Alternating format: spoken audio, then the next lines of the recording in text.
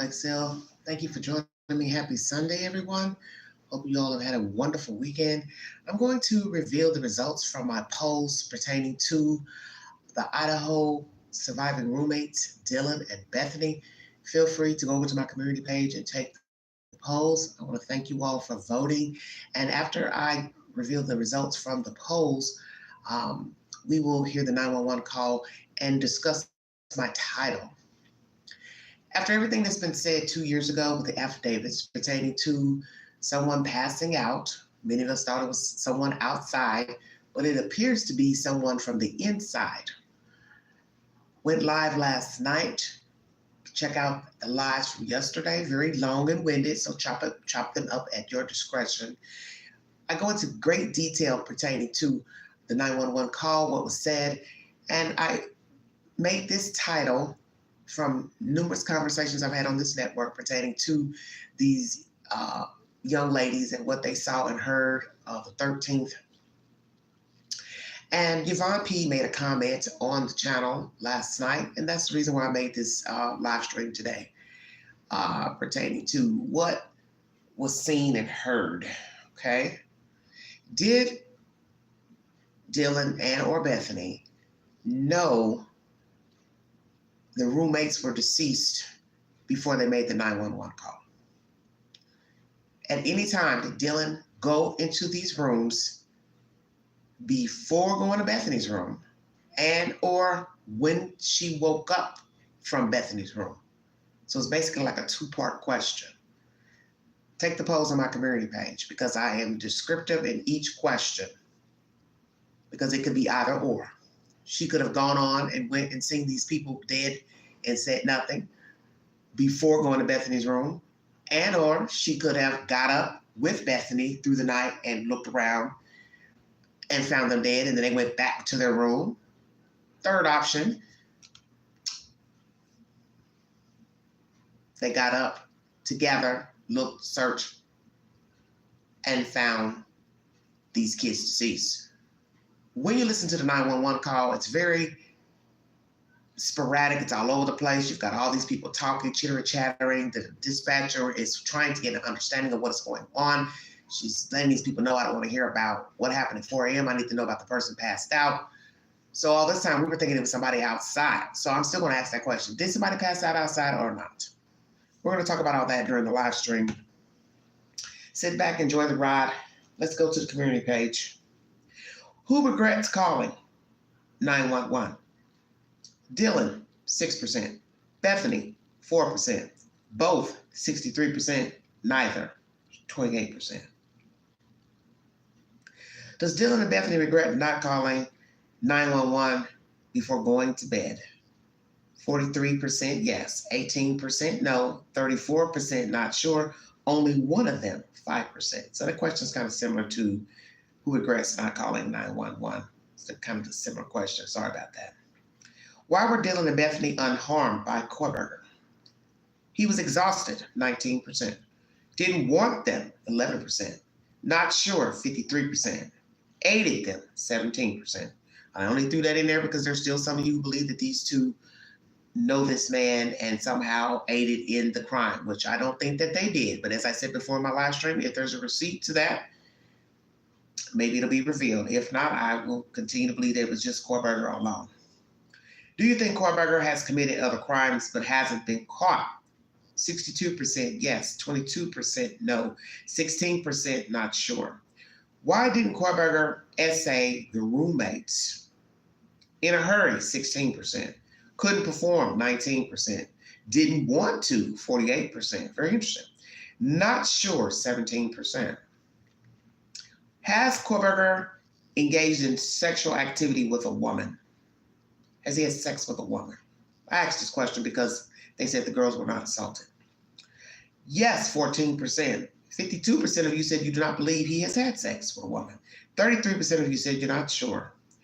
Who was Kohberger's target? 53% say Maddie. 11% Kaylee. Xana, 0%. All 36%. Kohberger stalked the girls a year before moving to Washington. Do you believe he stalked these kids 1 year before moving to Washington State. 43% yes, 31% no, 27% not sure. Did Dylan and Bethany aid Kohberger? 18% of you believe they did. 56% says no, 26% not sure. Is Kohberger the Idaho 4 killer? 70% of you said yes. Out of 60 votes, 70% say yes. 17% no. 12% not sure. He had help. 2%. Does Dylan or Bethany know Kohberger? Do they know him? 12% say yes. 54% no.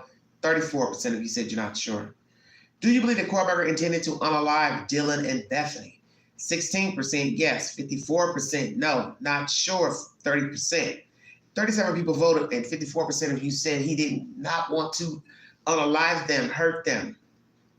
So why not? I'm very curious. It's very interesting, 54%.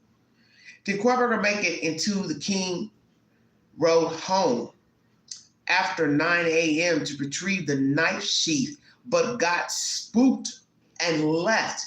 Hence why allegedly the front door was open. And that's something that we're not been talking about, but I've been talking about it since yesterday. I'm touching on all angles and points pertaining to evidentiary material and things said pertaining to November 13th. Did Kohberger go inside of this home, but heard the girls talking, movement, and left out of there, and that's why the door was open? 34 people voted. 35% of you said yes, 53% no, 12% not sure. Did Hunter see all of the dead roommates before before the girls made the 911 call? 49% of you believe yes, he saw all of the dead roommates. 15% no, 18% not sure. 18% of you also say he only saw Xana and Ethan deceased before the 911 call. After listening to the 911 call, has Dylan and Bethany been honest about the morning of November 13th? 18% yes. 64% of you said no. Wow. 18% of you are not sure. Has Kohberger been inside of the King Road home before November 13th, 2022? Has he been inside of this house before he committed these crimes? 58% of you believe he has. 16% no, 26% not sure. Should the Idaho roommate's 911 call be admitted into evidence at Kohberger's trial? 94% of you said yes. 3% no, 3% not sure. Yvonne P. made a comment that on the 911 call, one of the girls said, "Poor Kaylee." I had to listen to it several times, and I do hear the word Katie mentioned. So who was that whispering? Because if someone said poor Kaylee, then that means you all did know that the kids were dead. And we have to now ask, why did you sit in that house and not notify 911? Why not leave the house for your own safety?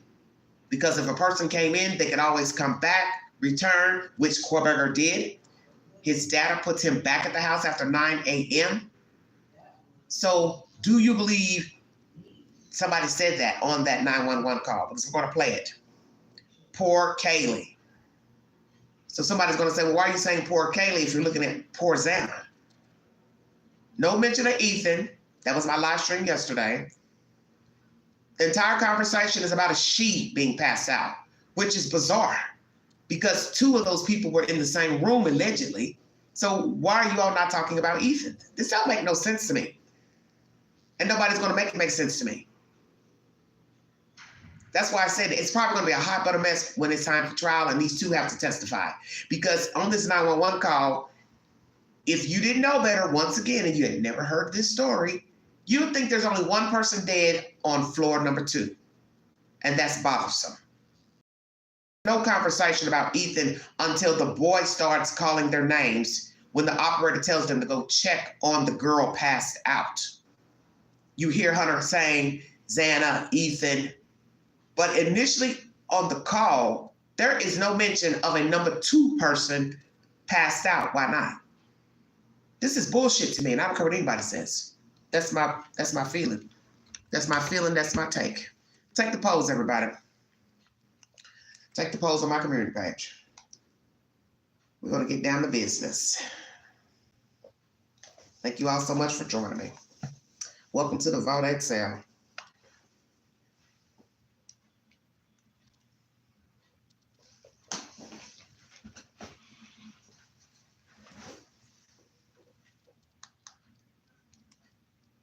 a.m. 42 seconds, November 13, 2022. 911 location of your emergency.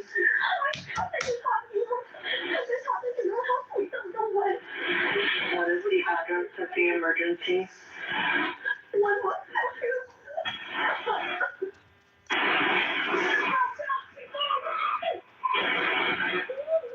is the rest of the address?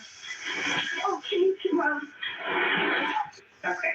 And is it a house or an apartment? It's a house. Can you repeat the address to make sure that I have it right? I'll talk to you guys. We live in the white store next to them. I need someone to repeat the address for location. The address, 1122 King Road. And what's the phone number that you're calling from? What's your phone number?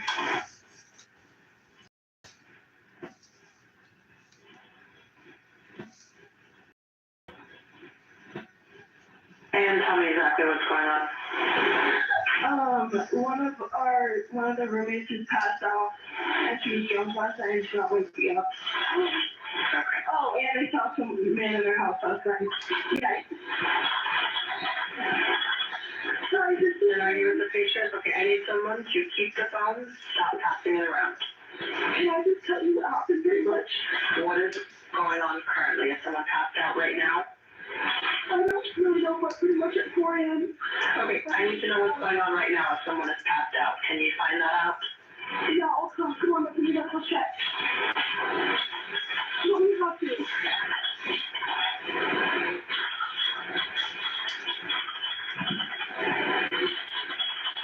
Is this hospital?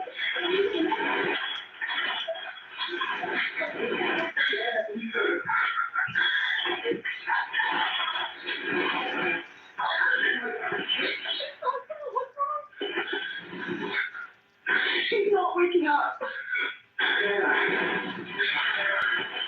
Okay, one moment. I'm getting help started that way.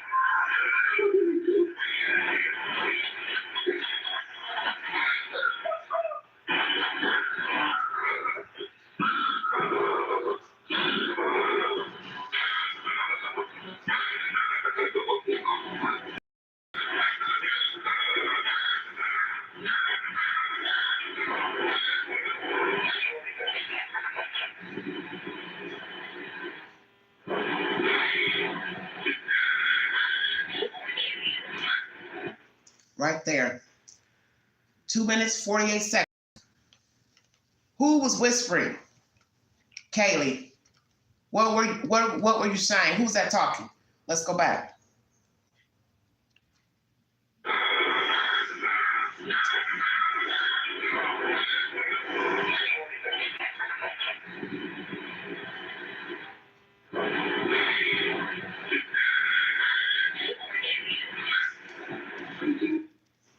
Why are you whispering?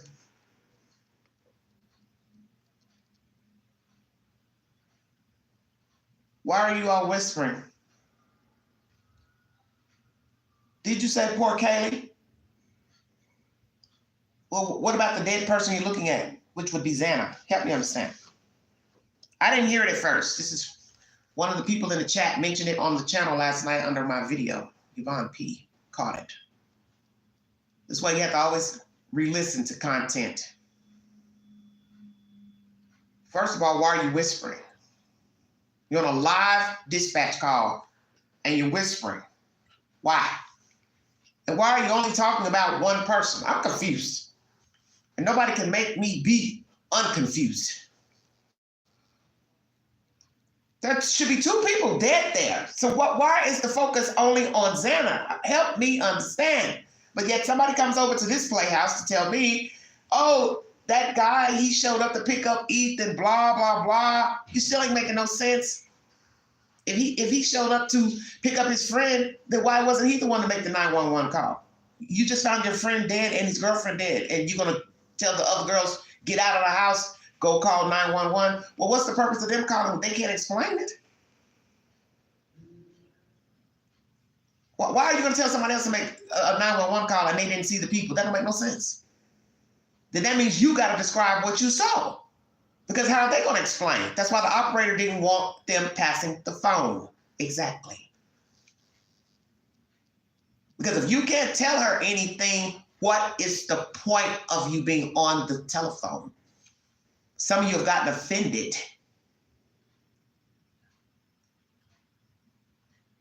I always tell people, you get offended because you want to believe what you want to believe. And that's all I've heard for 2 years. Everybody's thought process pertaining to this debacle in Idaho. But I want to know, why are they whispering? I want to know why I don't hear anything about Ethan. I want to know why this boy didn't call 911 himself if I'm supposed to believe he saw the kids first. And the article I read to you yesterday said they called somebody else before 911, which you know that ain't right. And I'm assuming it's this guy, Hunter. So why are you calling Hunter, ladies?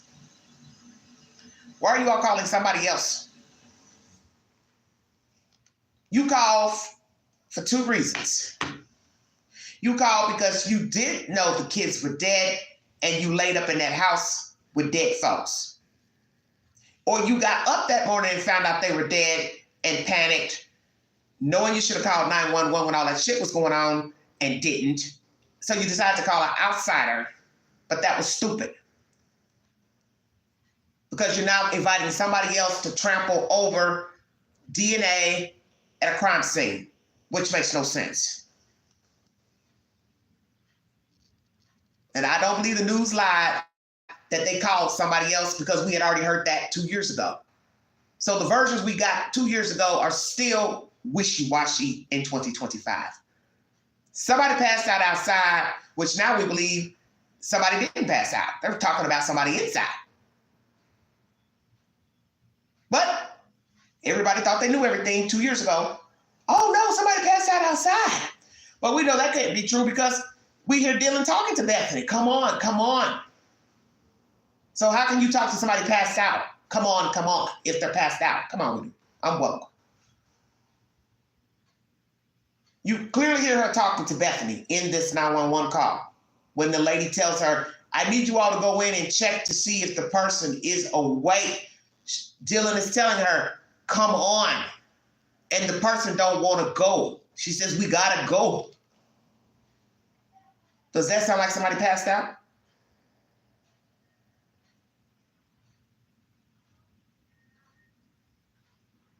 Does that sound like somebody passed out?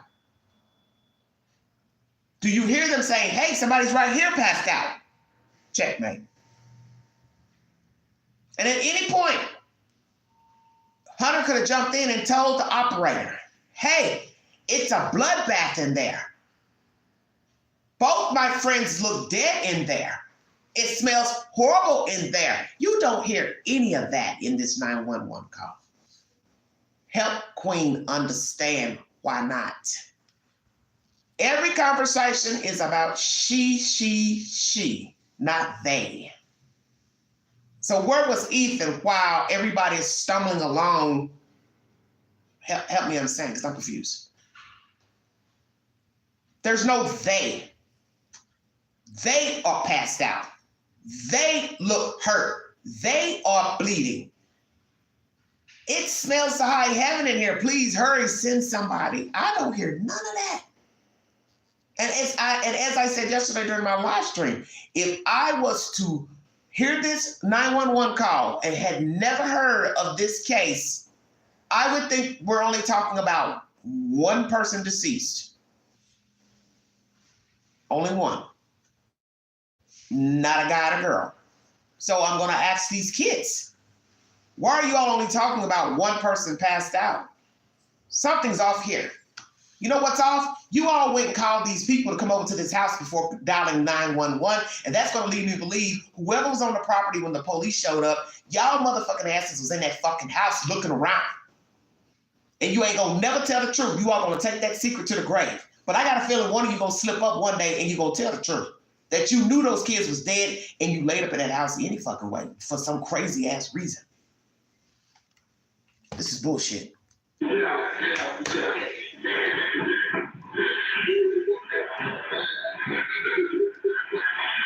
and how old is she?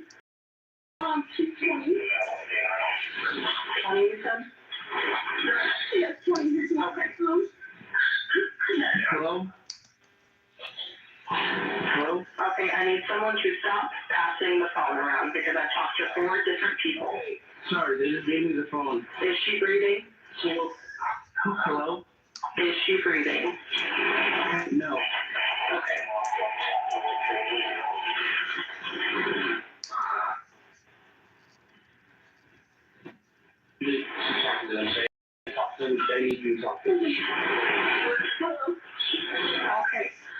I have already said to the ambulance and law enforcement, stay on the line. If there is a defibrillator available, send someone to get it now and tell me when you have it.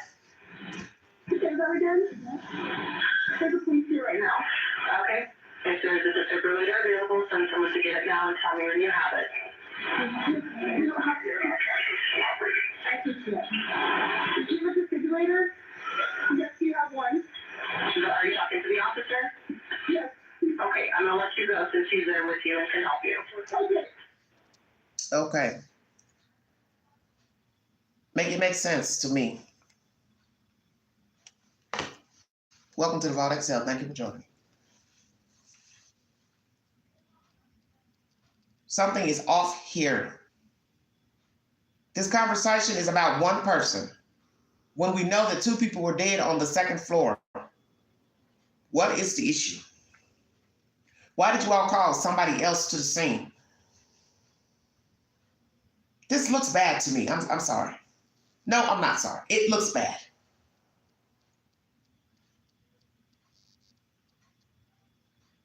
We have a girl talking on the phone. We have this Hunter guy talking on the phone. 2 extra parties plus the 2 roommates. That's 4 people. And we know that they knew about Xana inside because they have let it be known on the 911 call. So that means you all were discussing this before you called 911. Why? Why are you talking about these people and you didn't call 911 first?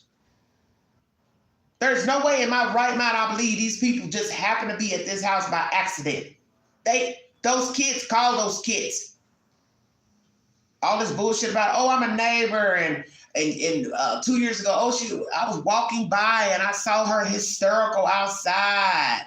Okay, well, if they were hysterical outside, then where was Hunter? Because in this first initial phone call, the first 2 minutes, you don't even hear Hunter talking. The dead people first. Make it make sense. So why isn't he calling?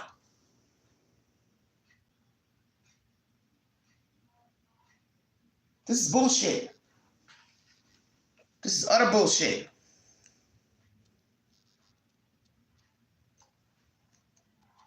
Eleven 55 a.m. 42 seconds, November 13, 2022. Location of your emergency.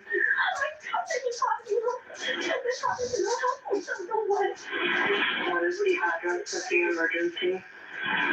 What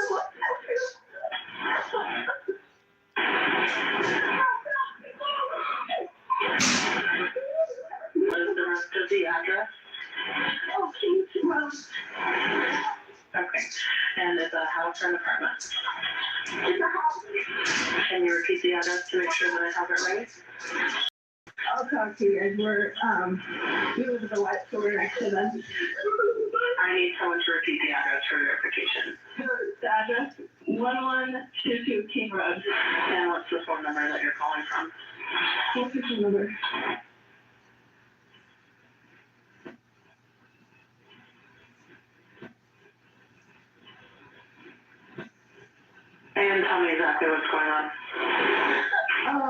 one of the roommates is passed out, and she's drunk last night, and she's not waking up.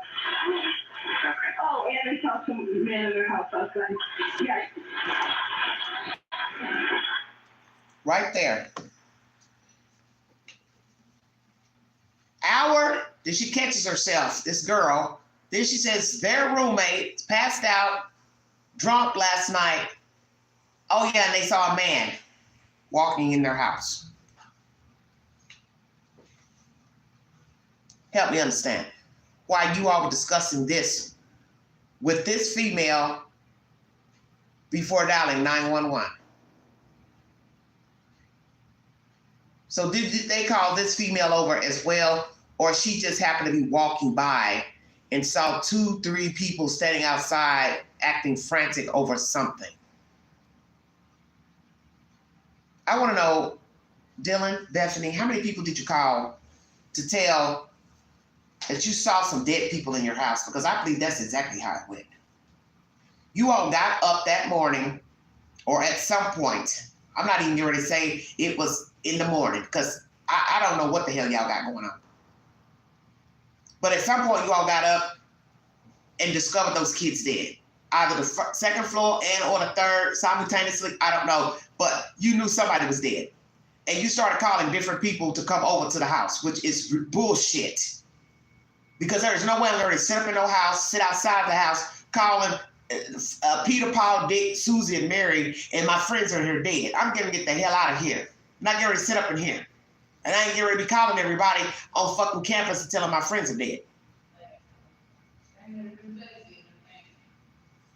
I'm getting ready to get the fuck out of there, and I'm getting ready to go to the police station. Because I don't know if they're coming back. I don't know what they're doing. This is just ridiculous. You all called people. We heard that 2 years ago. That somebody was calling. And I believe it. And you know why I believe it? Because you got 2 extra parties standing there, and they're on the 911 call. And they're saying things that they wouldn't say unless somebody told them what to say or what allegedly happened. So then if I'm going to believe that, which the 911 is proof other people knew about people inside, then I'm wondering, did you get up and walk around the house at some point in the wee hours? So Dylan, we're going to start with you since you were the one up, opening, closing, slamming doors. Did you get up at any point and open your door and walk around and find your friends dead and said nothing? Checkmate. Didn't even tell Bethany. Because I refuse to believe you did not know what was going on in that house. Those rooms were small and they're connected and it's in the wee hour. No way you didn't know what was going on. And all this commotion was going on with Kohberger and these kids, and you're right there in the middle of all of it. And I'm supposed to believe you are so inebriated, you had no idea. And as I said in my live last night, you have to be aware because you're up opening doors, you're closing, you're hollering, you're screaming at the people, shut up, be quiet. If you were so drunk and didn't care, you would have went to bed. Wouldn't have mattered. Wouldn't have mattered at all. None of this makes any sense to me. All this shock phase bullshit. I don't know what happened. I'm drunk. I'm this. But yet you're texting people who aren't answering. You just seen a man walk by with a mask, and you don't think he's not connected to the people not answering?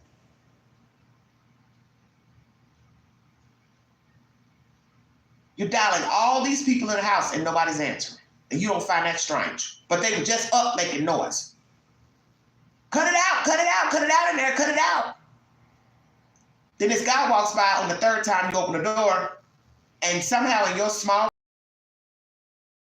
the guy in the ski mask, the whimpering, the crying from Xana's room, it's dead silence now. So let me guess, you thought it was a prank? Oh, they're pranking me, they're not answering. And it's still down on you to get up and go find out. I found that odd. Because if I'm up 3 times slamming doors and yelling at people, seems like to me, I would just get on up and go go find out what's going on. Hey, what's going on? I'm trying to sleep, you guys. I'm tired, I'm drunk. But yet you're texting Bethany thereafter, and then you're going to run to her room and sleep with her, allegedly. So Bethany, I'm going to ask you, because everything's been put on Dylan, what do you think was going on?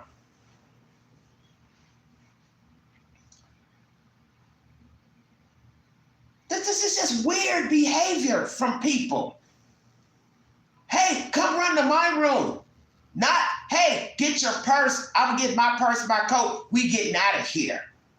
I ain't never heard no shit like this before. So I don't want to hear no more bullshit about somebody was fucking scared.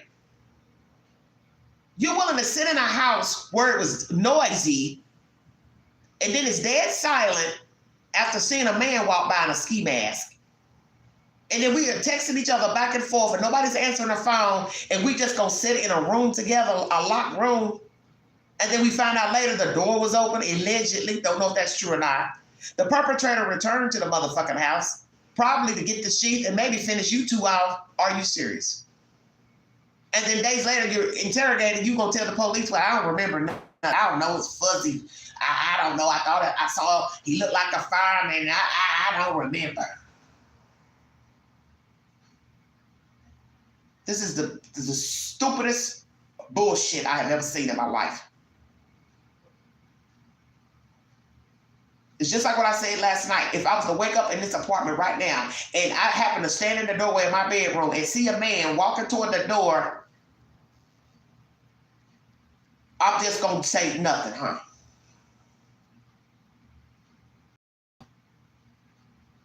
I'm just going to continue to sit up in this house and say nothing. Not try to figure out how he got in my house.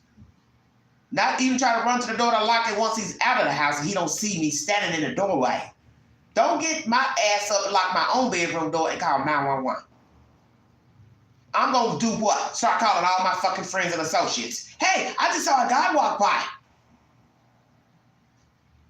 So those people can look at me and say, what the fuck is wrong with you? You need to call 911. The hell you calling us for? This shit is just, this is bogus to me. Hello, everybody. Exactly. It don't make no sense. Christina, are you in the patient? Okay, I need someone to keep the phone, stop passing it around. Can I just talk very much? What is going on currently? Is someone passed out right now? I don't really know, but pretty much at 4 a.m. Okay, I need to know what's going on right now if someone is passed out. Can you find that out? Yeah, I'll come on, let me double check. Well, we have to.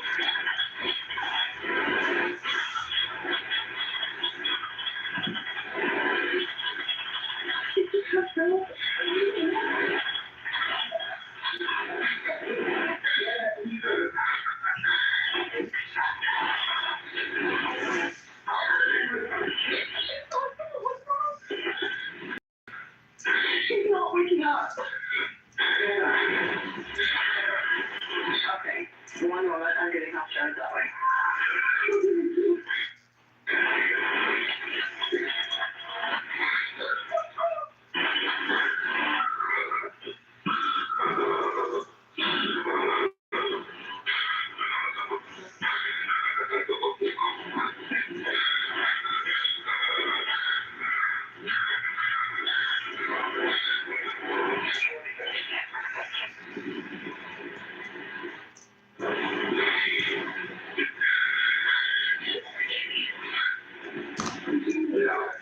Right there. What are you all whispering about? Help us understand.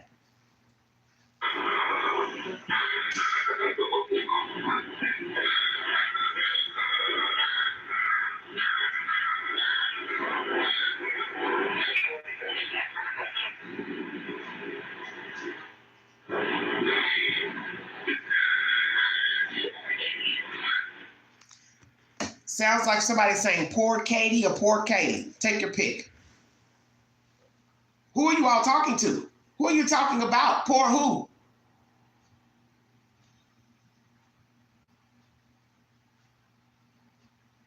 Why are you whispering? So what is Xana's middle name? Katie or Kaylee? Help me understand. This don't make no sense. This don't make no kind of common sense. When you sit here and listen to this 911 call, and these people are sitting here talking about something that they should have no knowledge about, that means you all were discussing it before you dialed 911. So nobody can come over here talking about somebody making up conspiracies. It's right there in this fucking 911 call. These people were discussing this before they dialed. Why? This is bizarre behavior. I don't care what nobody says. All this opening, closing doors, yelling, screaming, but you're drunk. You don't remember nothing. You're texting people. A man walks by. You go sleep in somebody's bed for less than 8 hours. You wake up, you're calling strange people who are on a 911 call telling the operator, but yet they don't live there. And I'm supposed to say, that ain't strange? Well, I'll be damned. Excuse me.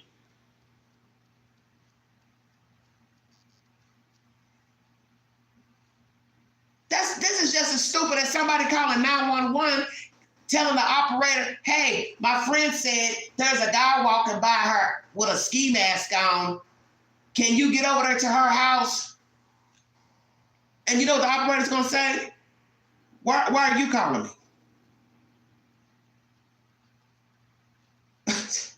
Why are you calling me about a ski mask at your friend's house? Does she not have a phone? How does she call you to tell you? Exactly.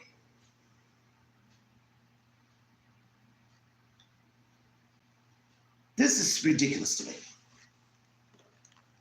Dylan, Bethany, who are you talking about in this whispering here? Because if you said poor Kaylee, then that means you all knew everybody was dead. Because I'm trying to figure out, why are you whispering? You think nobody's going to pick this up on the 911 call? I didn't even hear it at first. One of the chat members caught it last night. And I had to replay to listen. But you said something, poor somebody. Who are you speaking about? Because Xana and Kaylee don't sound the same. Please tell me you were not walking this house looking at dead people and didn't call 911 or run the fuck out this house. Because if you stayed in this house with those kids dead, your ass is macabre as fuck. You and Dylan both are crazy as hell. Because something is truly maddening here. It's maddening. So nobody can say this is made up. These people knew about those kids in there before the call was made to 911, because you have a whole human who does not live here saying, oh, they said somebody's passed out. Oh, they said somebody was walking around. Well, where did that girl get that information from? Because you discussed it. And I'm trying to figure out why. Why does this stranger know anything about 1122 King Road?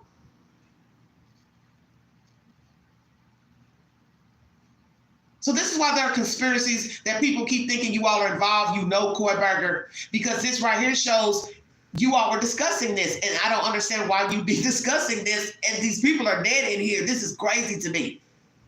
You can't make this make no sense. Nobody right now could come to Queen and say, they were scared, they were this, they were frightened. Well, explain this 911 call.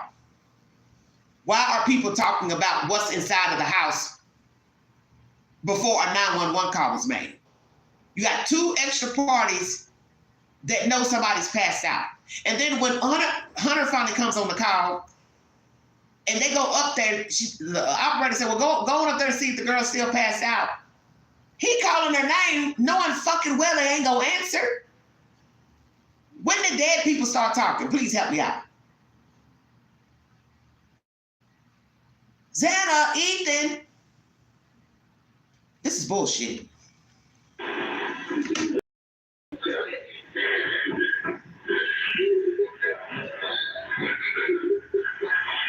and how old is she? She's 20. 20, you said? Honey, get out my fucking chat. What the fuck you talking about? Hello? Hello?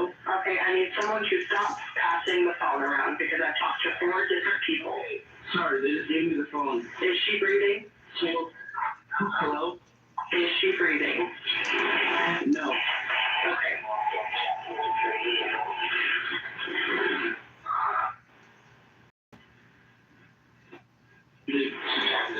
I can't talk to them. They need you to talk to me. Hello. Okay. I've already sent the ambulance and law enforcement. Stay on the line. If there is a defibrillator available, send someone to get it now and tell me when you have it. Say that again? Send the police here right now. Okay. If there's a defibrillator available, send someone to get it now and tell me when you have it. You don't have it. Hey, Phil. Do you have a defibrillator? Yes, you have one. Are you talking to the officer? Yes. Okay, I'm gonna let you go since he's there with you and can help you. Okay, thank you. All right, that's basically the end. 11:59 a.m. 11:59 a.m. As I said before hearing the 911 call, when all this mess jumped off 2 years ago, I always thought something was strange then, and even now, listening to this 911 call, it is proof that it was a discussion about whatever was seen in the house. There is no way 2 strangers should have any knowledge of what was going on in the house before 911. That's just law. I'm sorry. That means these kids called people and told them. And you had no right to be calling people because that means you didn't even care about your own safety. That's my public opinion. And I stand on what I'm saying. I stand on it. Exactly, Pale. Where is the urgency? You do not hear Hunter come on until a few minutes into the audio, which is bizarre if you want to listen to the he said, she said, he found the kids first. How are you going to find something first and this isn't your house? Just like you're telling you ain't nobody paying attention to nothing that's being said. These kids called people first. How could you miss that? They called people first. And you had no business calling other people. Are you this oblivious to your own safety? This man came back to the house to get that damn sheath and possibly knock y'all asses off. And you gonna sit here and call all these different people, run outside talking to Peter Paul, Donald Duck, just don't even care about yourself. And then you wanna act like later, when you're talking to law enforcement, you're confused, you were drunk, you don't know what was going on, but yet you two were engaging for some time through text messages. That's just not something somebody would do that's so inebriated or sleepy. You'd be like, okay, they're loud, they're not gonna stop, I'm going to bed. I ain't got time for this. Shut my door, put some headphones on, whatever, I'm going to sleep. And if you are really drunk, it wouldn't take you long to fall asleep.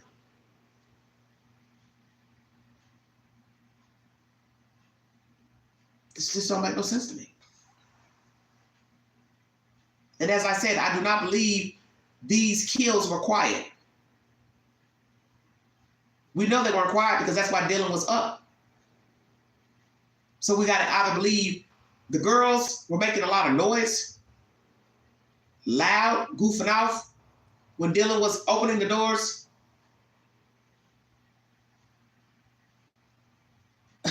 But Kohberger still, I believe, was in the house. Make it make sense. I'd be screaming and crying for help. Virgo says, I mean, the 911 operator knew something was off because she told them to quit passing the phone back and forth. Exactly. Exactly. That's why I said before, I don't know why some of you all are getting an attitude with the dispatch. That's her job to ask specific questions.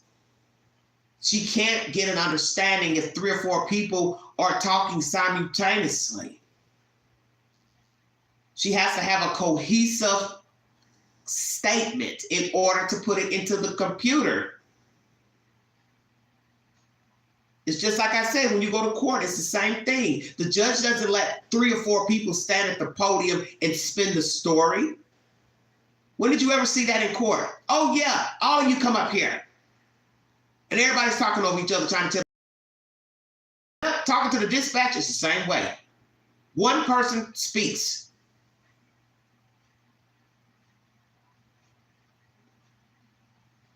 It's not like they're speaking in Spanish and the dispatch is saying, well, no comprende inglés, español. Can somebody please put somebody on the line that can speak English? You're talking about something at 4 a.m.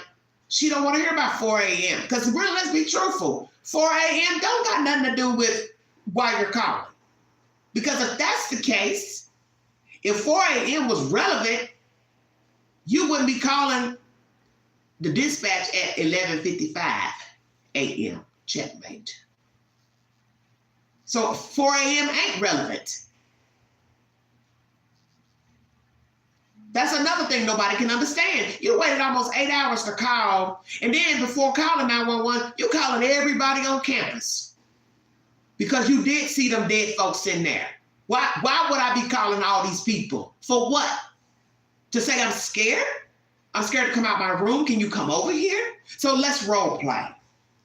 Dylan, Bethany, did you call Hunter over because you knew something happened in that house, but you didn't know what it was? So you told him, can you come over, please? We're scared to come out of the room. We saw some guy walking around. That's the only other version I'm going to believe. You all knew something happened, but you didn't go check. So you called that boy over to come walk the house. And then he went upstairs and found Ethan and Xana and then told y'all to get out. Did it go like that? Because I'm quite scared to see what the hell you're going to say when it's time to go to court. So I tell you what, you better get it together. Because it ain't going to make no sense to no 12 members of the jury. Because this is what I would say to myself as a sane person listening to this 911 call. You can't act like you didn't know what was going on because you were up texting. You up slamming doors. You yelling at the girls. You telling them to cut it out. You didn't call the girls after you see Kohberger walk by. So you aware of something going on.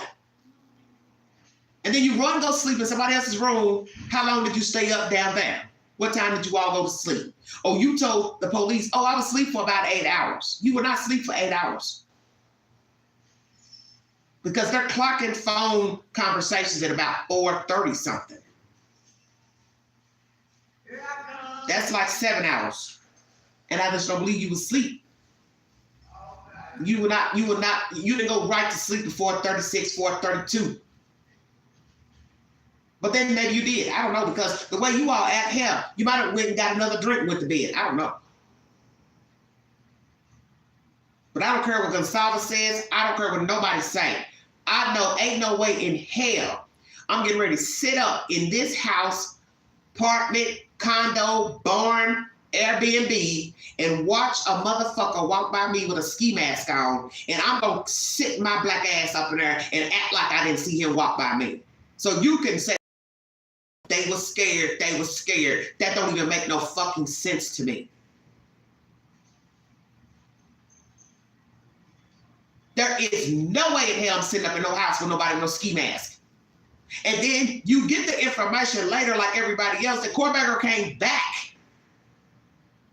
The man came back and sat outside the house for almost 20 minutes. Contemplating what the hell he was going to do. If that shouldn't scare the shit out of you, I don't know what else will besides from killing your friends.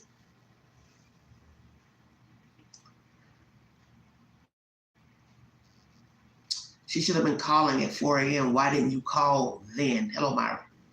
Just seems like they didn't want any police involvement. Yes, Pale, that's what I believe. That's exactly what I believe. Heck no, they didn't sleep, okay? Somebody says they didn't sleep. She wasn't too scared to go in and out of her room. Exactly. And those 12 members of the jury, unless they're just some really country-ass bunkins, somebody on that jury gonna say, this don't sound right. You can't say you were drunk and tired and you're doing all this movement. I read you all the minute log. We're talking about like 12 minutes of this interaction back and forth after 4 a.m. That's not even counting how long they stayed up after texting the kids. And then she runs to Bethany's room. We don't know how long they sat up. And I'm sure the lawyers are going to ask, well, what time did you two go to bed? What did you do when you got to Bethany's room? Did you call or text anybody else? What time did you two fall asleep? Do you remember what time you fell asleep? What time did you get up? What was the first thing you did when you got up? You didn't smell anything facetious when you got up? The detective said that when he got on the scene, that blood rose in his nose when he stepped into this house. I want you to think about that. Okay? So this is bizarre to me. This is very bizarre to me.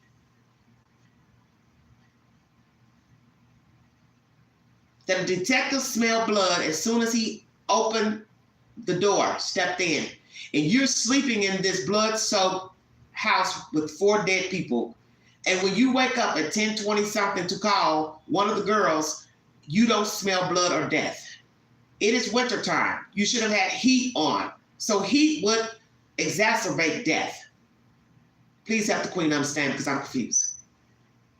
This is very bizarre to me. I'm willing bet there was hostility between the roommates. Okay, Pale. September agrees. So what are you all saying? They were glad to see the girls dead? That's why there was no rush? They did get up at some point at 4 a.m. up until 10 something, 11 something, and found the kids dead? What are you saying? Take the polls on my community page. Because this is a very bizarre, baffling situation. And I am utterly confused. Because now the 911 call confirms to me that you all were discussing this with other people, and this isn't friendly, this isn't friendly behavior of people concerned, number one, for self, as I always preach on this network, that self-preservation comes before anything. So instead of you being concerned about your other friends, you weren't even concerned about yourself unless you had knowledge that Kohberger was coming in there. And as I said, I don't believe these kids were involved, but something is off to me. There was no urgency even in the 911 call. So that goes back to what happened hours before. There was no urgency while Kohberger was in the house. And I don't think nobody really sees that. While this girl is opening and closing doors, yelling and screaming at everybody, Kohberger is moving about outside her door. Are you understanding what I'm saying? And those few little steps up to Maddie's room, Katie's room, ain't but a few steps. That house ain't that big. It may look weird like outside. It was not a big house. It's not a big house. So while this movement is going on, this man is slashing these kids up, you're opening and closing doors. Are y'all understanding that? And you're gonna sit here and say, oh, I don't know what was going on? That's bullshit. It's just like right now, if two people start arguing outside my door, you want me to believe I'm sitting in here, I can't tell that they're fighting out there in the hallway. They're not tussling and punching each other. Come on. Let's just stop it. How they acted, it seemed like they didn't care. Yes, Myron. They felt they brought it on themselves, just saying. In my opinion, they felt like they brought it on themselves. Oh, wow. So you say they felt like the girls brought it on themselves. Okay. Virgo says, in the very beginning, there were several other guys that had spoke on the 2 channel or something like that. Makes me wonder if that was true. Spoke on the what? A 4 channel. And you're going to tell me you didn't hear nothing while all this was happening. I'm telling you, it's just like right now I'm in an apartment. If somebody outside this door starts arguing, you're going to hear it. If they start pushing and shoving, you're going to hear it. It's not going to take a rocket scientist to put 2 and 2 together. Oh, they're putting hands on one another. So you want me to believe this man was silently murdering 4 people? He's in a bed stabbing 2 girls.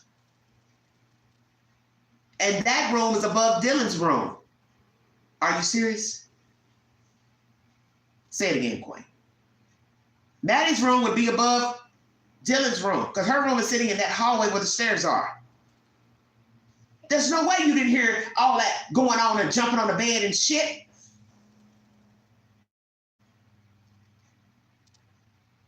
Because he ain't cutting 2 throats at the same time. Stop! Get off of me! What are you doing? You're hurting me! Help! Help! So nobody yelled help. Out of 4 people. 4 helpless people never said help. Stop. What are you doing? I don't know you. What did we do to you? Okay. They called 2 channel 4 chan. They had supposedly set this into action. Okay. I think it's going to come out in court that the 2 girls were fed up with all the noise and parties. I still don't understand what you're saying. Pardon my ignorance, but were the girls drugged or passed it out? Which girls you speaking of? Who are you talking about passed out? What girls are you speaking of? I don't know who you're talking about.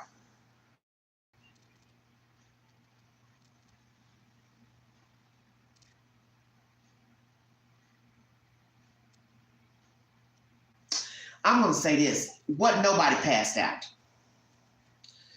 I don't believe nobody passed out outside. That's what we thought 2 years ago.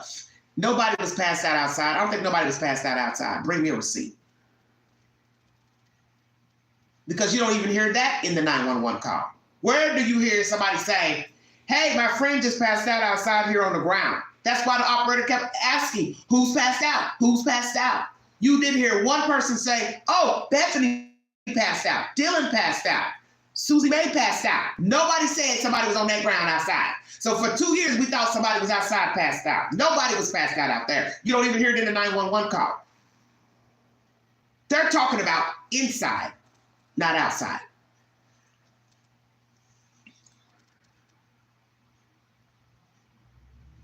Were they drugged? Why do you think they were drugged? Why do you all keep bringing up drugs? Help me understand.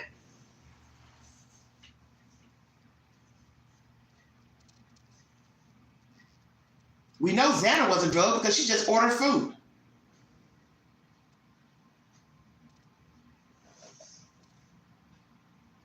It was said that the surviving girls had been complaining about all the parties and noise from other roommates. Okay, Pale, so what are you trying to say? They found out they were dead and just said, fuck it, or what? They know Kohberger. What are you saying?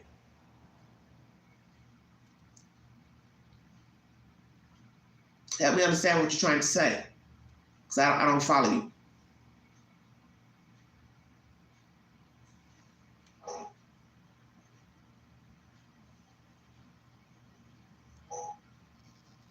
I'm new to the case, but heard 911 call, and one girl said her friend was passed out. Heard 911 call, and one girl said her friend.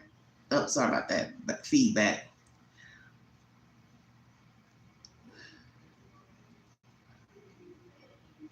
Yeah, I've already played the call.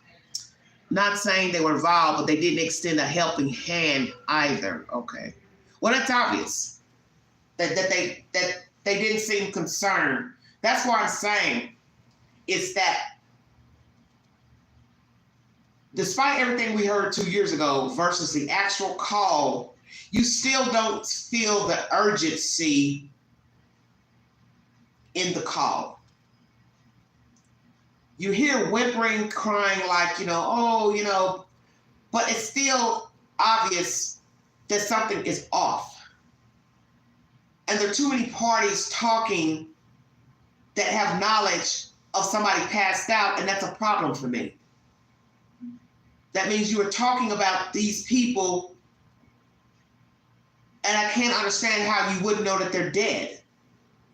This don't make no sense. Passed out and dead are not the same. And even in the 911 call, you do not hear anyone say, I'm looking at a friend passed out on the ground. Number one. Number two, those people inside are dead. Her name is Xana. His name is Ethan. They were bloodied. They look like they were stabbed. They look like they were shot. You don't hear none of that in this 911 call. Why not? Why are you only talking about Xana and Ethan is supposed to be in the same room? Make it make sense. There's something off here. Something very off. Party noise and somebody getting killing noise is totally different. Yes. There wasn't no urgency. Yes. I just think they didn't care. It wasn't important to them. Okay. I would agree with that, Myra. Were the callers afraid to what? They weren't good friends. No, I don't think they were. I wouldn't want friends like that. Yes, and that's what I've been saying, Myra. If I had to go back in the book of life and go back to their age of 2021, these are not people I would want on my team. And even now as a 54-year-old woman, and I listen to all of this bullshit, I would not want to be friends with Bethany and Dylan. I would not trust them now, 2 years later. Because as I said in my live stream last night, they don't have common sense, and that is dangerous. I said that last night. A person with no common sense is no different than a person with a knife. What is the difference? You cannot think for yourself. You cannot navigate for self. You are a loaded weapon. Literally walking wounded. And you see people like this every day. They walk into the abyss knowing better. Walking on hot coals, knowing their feet are going to burn, don't care. And that's what I'm sensing. That at some point they knew those kids were dead and said, fuck it. There's no other way for me to read it. Because the 911 call proves people knew that there was something wrong in the house, and yet you didn't even think to call 911. You're too busy calling other people. How is that urgent to get help to these people? For all I know, somebody could have lived in that house. I don't know. We're never going to find out unless the coroner says, oh, on impact, they all died. They had 2 minutes to live, 3 minutes to live, 5 minutes to live. This is bullshit. This is utter bullshit. The survivors weren't good friends with the victims. They rented a room in a house. Yeah, I will agree. And that's something that we see all the time. As I said to you all in the live streams yesterday, that you would be very surprised to know how many people really don't like you, really don't care for you.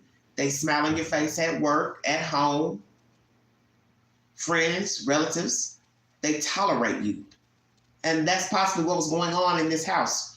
A bunch of people tolerating one another, taking photographs together. But deep down inside, you should know there was always going to be one or two who really didn't like 2, 3 others. It happens every day. People don't really tell people how they feel about them because they know it will bring conflict. So somebody probably was tired of the police showing up, tired of the wild parties, tired of people walking through the house. I said that before 2 years ago. It was a recipe for disaster. Different people walking through a house full of women. You coming out your house and somebody's sitting on the stair drunk. You're scared to even go to your own bathroom.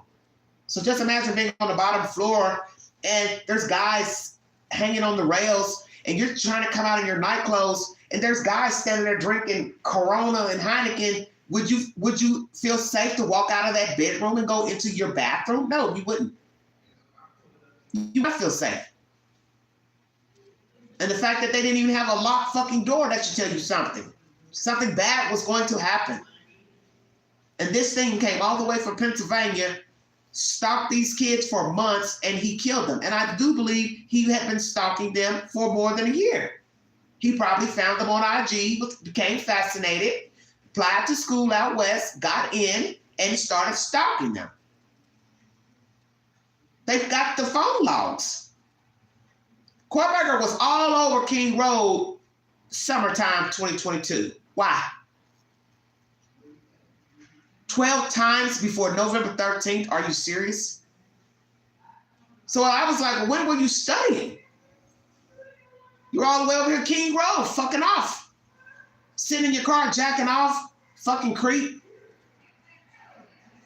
The fact he didn't rape the kids, another thing. Why not?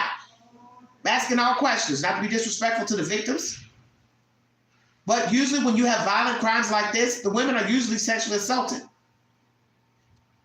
Unless they, it was a robbery and the guy, stabs the victims, then get what he wants, leave the house. But some therapists believe this was sexual in nature. But the thing is, allegedly the kids weren't touched. But you don't know if he didn't stand in the room and ejaculate over the kids. Wouldn't shock me none.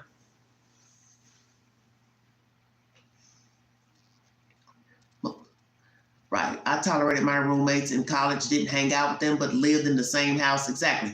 It doesn't matter if they were friends. Anyone would call the police. Well, fan, they didn't. That's the point. 2 years ago when it all happened, I remember, love you, Queen. Tell us what you made. Thank you, Chad. Bella, thank you, sweetheart. Yeah. I'm examining all points of this case. So when I ask the questions, don't get offended, about the sex and all that, because all that's relevant. Because you usually don't see crimes like this without some type of sex involved. But we learned that he did not sexually penetrate the girls. But some therapists believe it is sexual in nature, the crimes. And I would say so. Pent up anger, pent up sexual urges, fantasy, obsession. They don't like me. I'm not their type. I ain't that guy they would date. But Kohberger didn't know that because he didn't give himself a chance to try to get to know anyone. That's his fault. That's not the kid's fault. He could have made friends anywhere. He didn't try. He could have been a halfway decent human if he wanted. He didn't try. That's on Kohberger. That has nothing to do with Idaho, Washington State, Pennsylvania. That's a personal choice. He became this monster, and now he has to live with the consequences. Sadly, 4 children are not here to live their best life. And he was jealous of that. There are a lot of people like Kohberger walking around. There are a lot of angry men walking around. I meet angry men all the time. And they're the guy that's always got something to say. He's rude, he's obnoxious, he's a narcissist, ego-driven. He has nothing kind to say. He likes to argue with women. Don't even know him to start an argument. That's Kohberger. Why are you doing this? Why you say this? What's your problem? Why won't you look at me? Why won't you say something to me? Want to be acknowledged, want to be validated. No empathy. And he probably don't have empathy because he was teased as a child. Made fun of, didn't feel important, didn't feel liked, didn't feel loved. So he's mad at the world. He's angry. And who better to be angry with? The pretty girl. Look at them. Always prancing around, taking pictures, making videos. They wouldn't like me. I ain't their type. And you can best believe there are women walking around feeling the same way toward the pretty girl, pretty girls. You have to find confidence within yourself. Because best believe those pretty girls, they feel just as shitty as you do. I think most of you know this. Pretty girls aren't happy every day. Pretty girls aren't confident every day. I think you know that just from watching reality TV. Come on. Everything's an illusion. And that's what Kohberger didn't understand about life. That all that anger he was carrying around was a waste of time. He could have been out here navigating, meeting nice people, having a good time, living his best life, traveling. He didn't give himself a chance. That's why I said there are many Kohbergers walking around.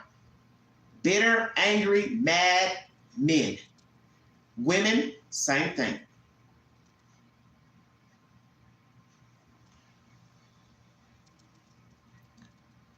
In my opinion, he didn't fit in anywhere. Well, once again, as I said, that was his choice. May I ask, was there one victim in particular that he was obsessed with? Well, some people believe it was Maddie. Mr. Gonzalez said that a lot of photos, posts made by Maddie, he did follow Maddie, and he liked a lot of her pictures and posts. You know, I do believe Kaylee, if it's true that Maddie was the target, he had to take Kaylee because Kaylee was in the same bed with her. But what doesn't make any sense, if you're to believe that Maddie was the target, what are you doing on the second floor killing those two kids around the corner? That don't make no sense. That don't make no sense. So, you know, I'll wait till trial to see what evidence they have as far as data, any notes, journals, to see if he talked about any of the girls or any of them in particular. So I'll just wait. I'm not going to just jump to, you know, rush to judgment on who I think was his target because I don't know and I'm not going on record to say. But what don't make no sense, if one was a target, what are you doing in the other room on the second floor? That room is downstairs around the corner from the kitchen. What did they have to do with what your target was doing upstairs? That don't make no sense. So that leads me to believe if Jana wasn't the target either, was she up in the kitchen? She was caught off guard. He's coming down the stairs. She screams. She starts running. He grabs her by the hair, and Ethan gets up. If all that happened like that, no way Dylan didn't hear that.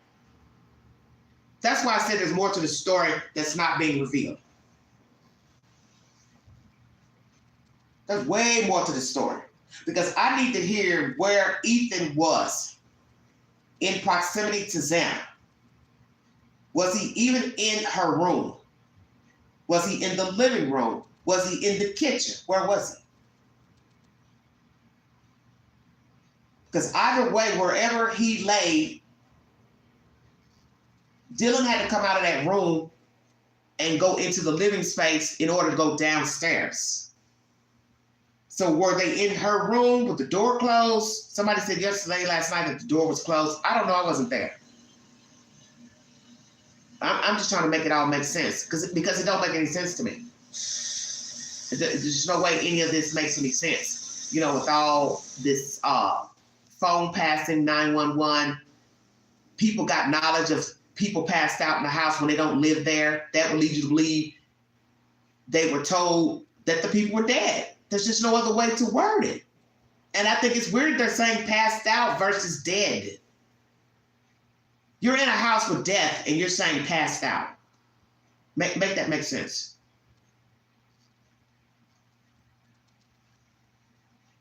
That's just like me looking at somebody on my floor right now, bloody, and I call 911 and say, I think my roommate's passed out, but they're bleeding. There's blood everywhere. And I don't even tell the dispatcher that my friend is bloodied. Hey, I think she was shot. I think she was stabbed. I see blood in her hair, in her face. You don't hear none of that in the 911 call. Why not? You don't hear Ethan's name mentioned as a victim. This is off to me.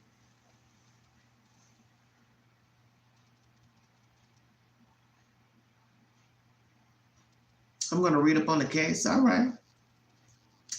It will be very interesting to the outcome of the trial. Yes, it will. Yes, that's what I'm hoping, is that the trial will give us more information of where the victims were, how they found the victims, how many wounds they had, sound in the house, because that's one thing the jury members aren't going to get to see: the layout of the house, walk through the house, hear voices through the house. Because when you have a crime scene, you do want to hear music. You want to hear TVs playing, so you could be on the first floor to see if you could hear music on the third floor, TV playing on the third floor. Do you understand what I'm saying? You can get a general idea if you're in the house. Well, they're not going to get that opportunity because the house is gone. They want to hurry up and get rid of that house, which, I understand why they want the house gone. It's an eyesore. But for the jury members, it would have been great if they could have gone in. But because Kohberger and Annie put this trial on hold, you couldn't get a jury seated to even put them in the house so they could see the house.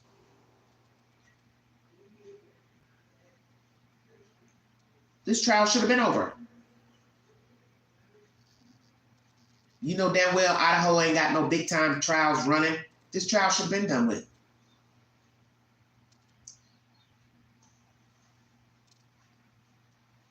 Is this case where the house was torn down? Yes.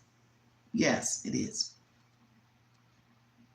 I thank you all for joining me. I want you all to take the polls on my community page. I have a lot of questions I asked last night. So I'm asking you everything about the kids in the house, what they heard, what they saw. Do you feel like some of them are being truthful? If the girls are lying about what they heard, what they saw, take the polls. Quite a few people have voted, so take the polls pertaining to the case, the 911 call. My topic tonight is about what they saw before they dialed 911.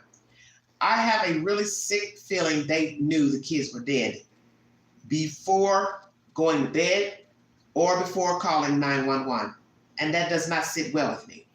And the fact that we have this 911 call where other people knew about inside of the house, that proves the point.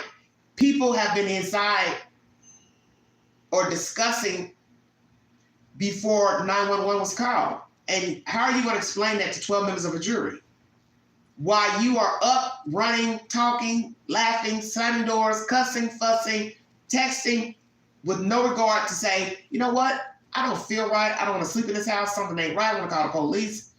Nothing. Next morning, still nothing. Whole hour and a half go by before you even call 911. And then you're calling outside people. Why? That's just not normal. That's just not normal behavior. I'm sorry, it's not. You can't make me understand how you could just let all these hours go and it's nothing. So perhaps, as I said, the girls knew that the kids were dead and they needed some way to soup it up to make it look like they're crazy and, just no feelings for the kids. Well, let's call Peter, Paul, Dick and tell them we're scared and let them come over and find them. You understand what I'm saying? Let's go call that Hunter guy and play stupid like we don't know they're dead up there and let him find them. And then we play like, we didn't know. Now that would be fucked up. They knew all along those kids were dead at some point. And then they call this guy and use him and he don't know what the fuck is going on. He's just coming over. Hey, what's the problem? Oh, we're kind of scared. We thought we saw a guy last night and the girls weren't answering. Could you come over, please? Dylan, definitely did it kind of go like that? You all knew your friends were dead, or at least two were dead, and then you called and used this Hunter guy to come over? And you set him up? Because I got a feeling you didn't know that they were dead. Because like people are saying, you are not a visitor at this house. You live there. So really it didn't make any sense to keep texting. At some point, you're going to tell your own self, let's get up and go see if the girls are up, if the girls are in the room.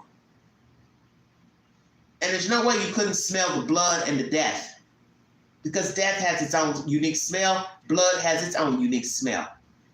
And we already have an eyewitness to say Soon as he walked in the house, he smelled blood.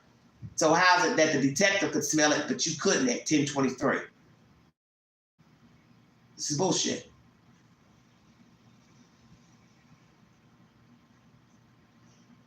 Oh, thank you, sweetheart. Thank you, Tears. I appreciate it. I'm going to play some of my live stream.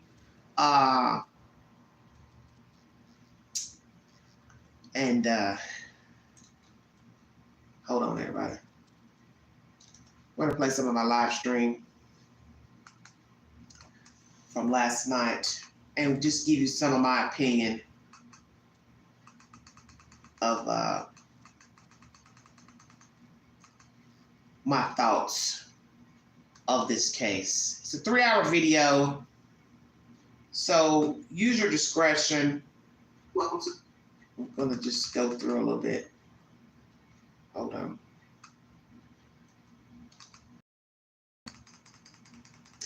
Hope you all are well.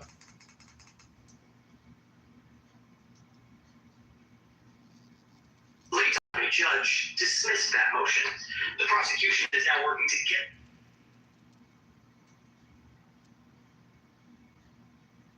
I mean, role play with me, please. Not. Yes. Oh, I'm here to pick up Ethan. Oh, okay. Hold on. Open the door. He goes upstairs, sees a bloody scene. Then what? Runs back down, tell everybody to get out. Okay, well then if that's the case, why were the girls initially calling, Dylan? Make it make sense? Because it don't make sense. If I'm telling you to get the hell out of the house, I don't want you to see what I just saw. Then don't you think I actually the one that initially made the phone call? I won't. Okay.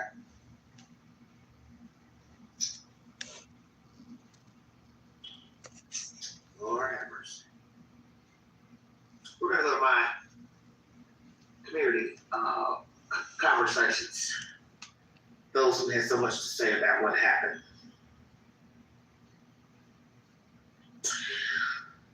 Tourette's 22 says, I think it explains a lot. They were confused. DM saw BK but wasn't sure if it was real. I heard sure panic and Hunter found Xana and possible Ethan. Possible? Oh, you're not sure?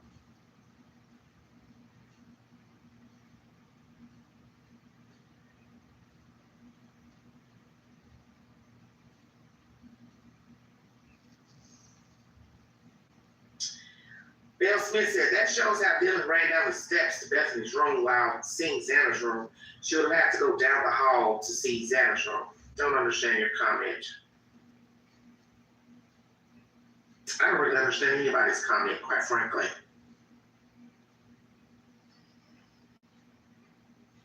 That I don't. Let me go to my video.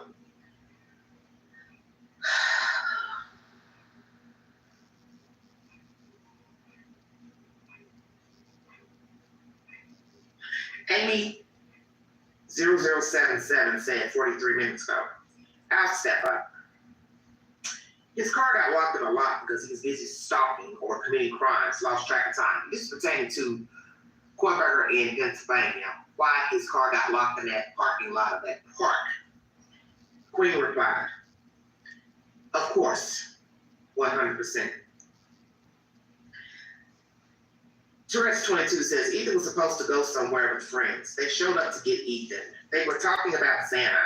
Hunter is the only one that saw the scene. BF and DM did not see anything. The door was closed. All respectively, there are things missing. Fireman came from something BK was carrying, cylinder-type object. How do you know what he was carrying? Was that an affidavit? I missed that part. Help me understand. So the Queen replied, what you're saying makes no sense. Why would the girls be outside in the first place calling 911? So you're saying Hunter entered this house unannounced, found the bodies, then banged on the girl's door. They all ran outside to call 911, passed the phone around to only go back inside to look at dead people again. Or let's say for the first time. Okay? Make it make sense. You see, most people hear what they want to hear, see what they want to see.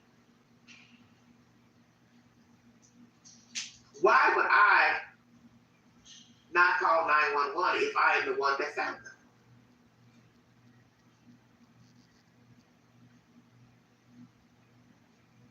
You go walk into somebody's house unannounced, find some people dead, and then tell these girls to go run outside. That still don't make no sense. So then they're repeating somebody's passed out from what Hunter told them, and then they want to start talking about 4 a.m. That's why the dispatcher was saying she didn't want to hear about 4 a.m. She wants to hear about the person passed out. So the girls are repeating what Hunter told them. So Hunter was there in this house unannounced, because you have to use common sense when you start repeating he said, she said, and who was on first and who's on second. How did Hunter get in? Some people will probably say, well, damn, BK got in there, so why not Hunter? Right. Exactly. So how did Hunter get in? Did he knock on the door and the girls opened it for him? Or he just knocked, nobody answered, and he just pushed the door open? Help me understand. I'm curious. Since somebody knows all the answers.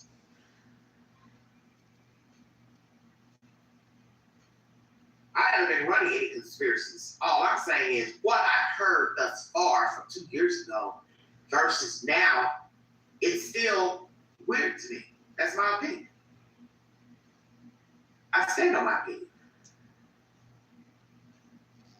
Because if I found somebody dead, I think I would be the one doing the 911 call.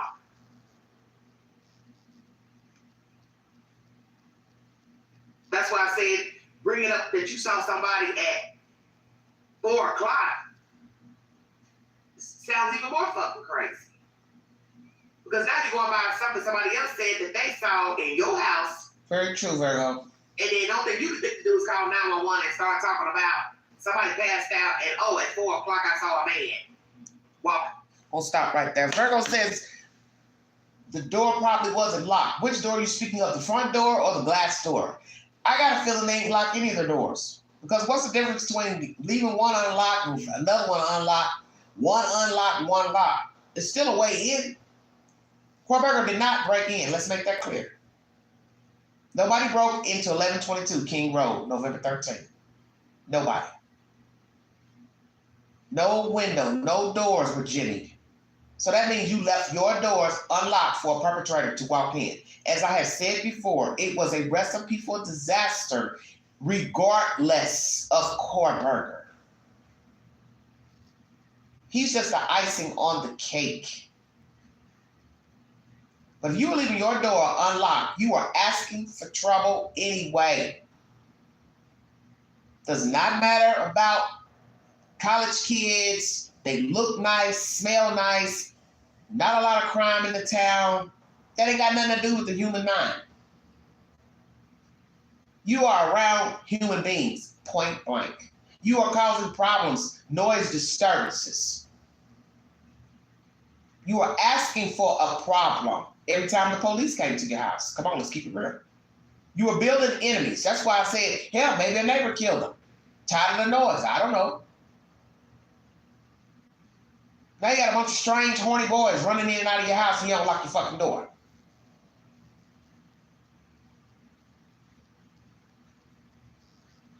That's why I never pointed fingers at a suspect, because I said, well, we've got 4 dead people, too many to even try to put together. They're friends, associates, enemies. I don't know these kids to say this one did it, that one did it. And I'm glad I didn't point fingers at anybody. Because it was wrong to start pointing fingers at ex-boyfriends and somebody at the grub truck. You don't know who these kids came across. And then look who they come up with. Some nerdy-ass kid all the way over from Washington State. Didn't even go to school over there. Didn't even live over there. And as I said before, why everybody is so fascinated with the fact that Kohberger did it and didn't know them. You can't accept the fact that strangers kill strangers. Come on. Just read a story today of a black girl abandoning her kids on the side of a road in the dark, and she just went in somebody's house, started stabbing them. 2 people, she stabbed 2 women the other day. They had a manhunt for her, they found her, and she stole her car, left her van and stole their car. Now, who's gonna question that? Oh, she had to know them. Well, she didn't. Was she on drugs, doped up, didn't want to be a mother anymore? I don't know, but the point is, she broke into somebody's house. She did not know them. She stabbed them. In the story. No different than these kids here. They say Kohberger didn't know them. They didn't know Kohberger. Let it rest. People are murdered every day by strangers. So why people are so fascinated with this story and can't accept these kids didn't know him is a mystery to me. When people are found dead every day in their houses and it's a stranger. Why you can't accept that? People are carjacked every day. They're not carjacked by their friends.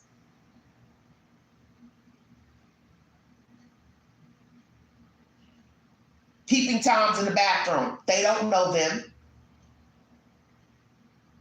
You know, y'all gotta stop that. You gotta start accepting what the evidence shows. Stop trying to make it more than what it is. My only problem is the behavior of the roommates. That's where I have the problem. I'm not questioning the evidence. I'm not questioning that Kohberger is the suspect. I'm questioning how these two people behaved with all this stuff that was allegedly going on in the house. It is questionable. And I have a right to question it because it don't add up. And it don't seem like they were concerned about their friends. And even in the 911 call, there is no mention of Ethan until Hunter calls his name out. And I find that very bizarre. Everything's about Xana. And that's why I said if you were to listen to this 911 call, you would not assume that anybody was dead at 1122 King Road. You would not assume that two people are dead in Xana's room. Make that make sense, because that's very off-putting. And I do believe the 12 members of the jury are going to find it off-putting. Like, okay, well, where's the guy? Why aren't they talking about the guy? Where is he? Less than 5 minutes of absolutely bullshit on a 911 call. She's not waking up. She's not waking up. You mean they are not waking up?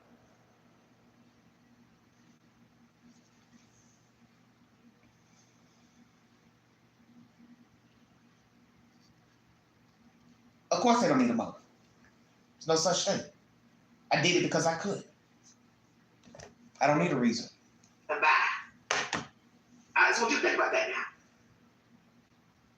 You ain't seen the dead people. You going out something Hunter said, but when you talk to 911, you want to start talking about 4 a.m. A little late for that. And I get it. I wasn't there. I didn't experience what they allegedly experienced, whatever that might be. Definitely didn't experience what the 4 victims experienced. But I'm a realist, if I'm nothing else.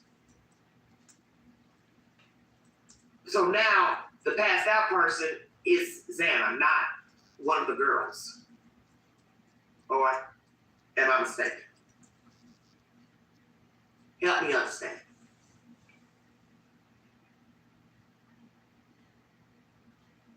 I'm trying to understand how you could wake up in a house full of blood and death and smell neither. Before Hunter showed up. Please stay on page. Because the girl's message, one of the other girls at 10:23, I'm assuming this is before Hunter showed up. So you're waking up texting. You can't smell blood in the house. It's not permeating. Heat is on, is it not? It's November 13th. It's cold outside. Snow outside, but you don't have no heat on. And you know damn well the heat would exacerbate death. I'm woke. Somebody out there ain't woke.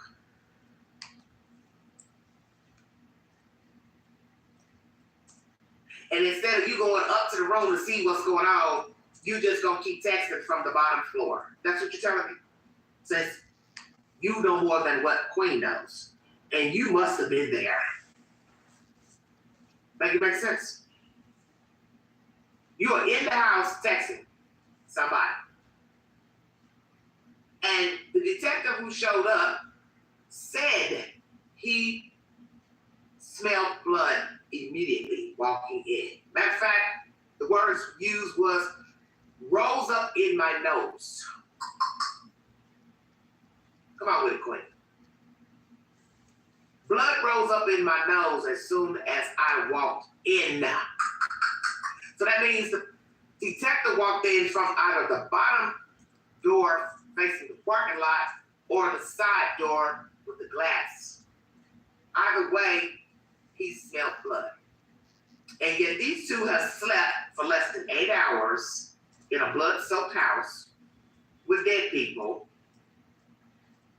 And they wake up to start dialing their roommates, and they don't smell anything. And there are people dead in the second floor bedroom, and one has bled out onto the wall to the outside. I'll let that sit right there.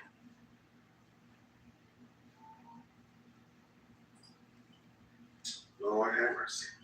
Put a 1 in the chat if you believe they knew their friends were dead. Everybody knows everything. Put a 1 in the chat if you believe Bethany and Dylan knew the kids were dead before they dialed 911 at 11:55 a.m. I got 1. I got 2. I got 3.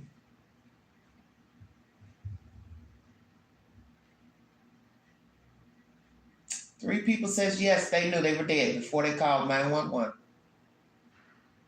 40 people watching. Come on, you guys.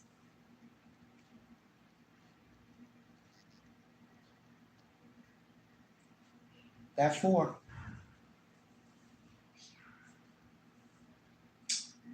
Got 4.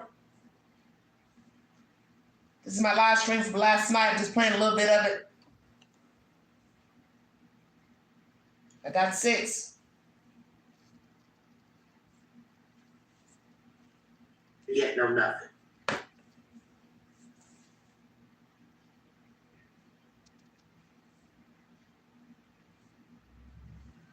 Hey, Bunny.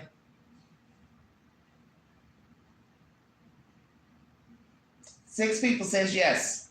That's not good. Still just strange. Even if they didn't see the bodies, it still doesn't explain this young man not being the one to call. I would assume the person who saw the body or bodies would call. Hey, I still find it strange that there's no description of a bloody scene by Mr. Hunter. There's no description of that even by the girls talking to the operator. So what did he exactly say? Passed out. So he just was sugarcoating what he saw. And then even when they all go back in, you hear them whimpering, crying, heavy breathing.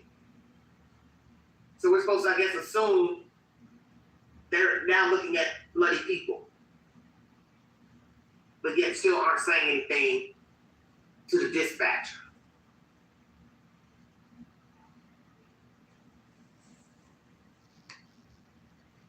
I just can't see explaining that to somebody.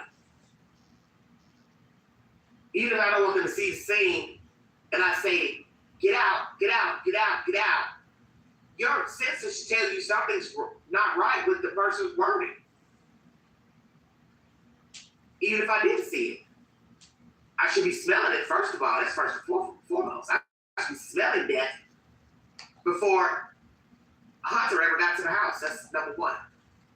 In fact, I'm not even going through the house to go check for myself to see why nobody's answering their phone. That's bizarre to me. And I'm in the same damn house. What's the problem? So out of the blue, this guy just shows up, walks in somebody's house, or they let him in. He goes up to the room by himself. And do what? Run down the stairs and they tell them, get out, get out, get out. Call 911. And all the time while they're standing there talking, you don't hear Hunter initially.